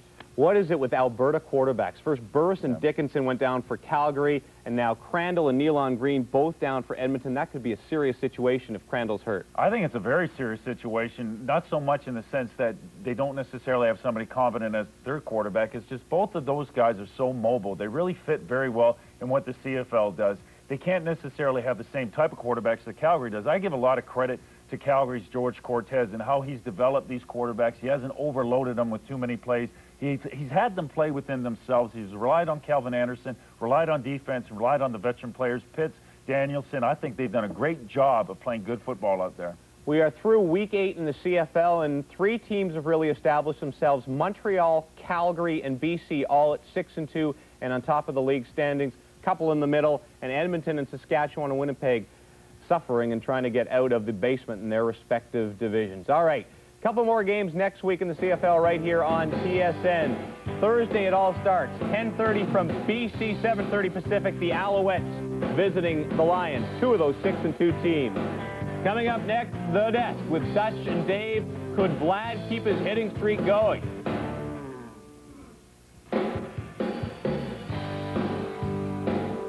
Baron Miles brought it all the way back. The Owls took the Argos and grabbed first in the East. And Darren Flutie came up big, and the Ticats pulled one out against the Eskimos. You've been watching TSN, Canada's most watched sports network.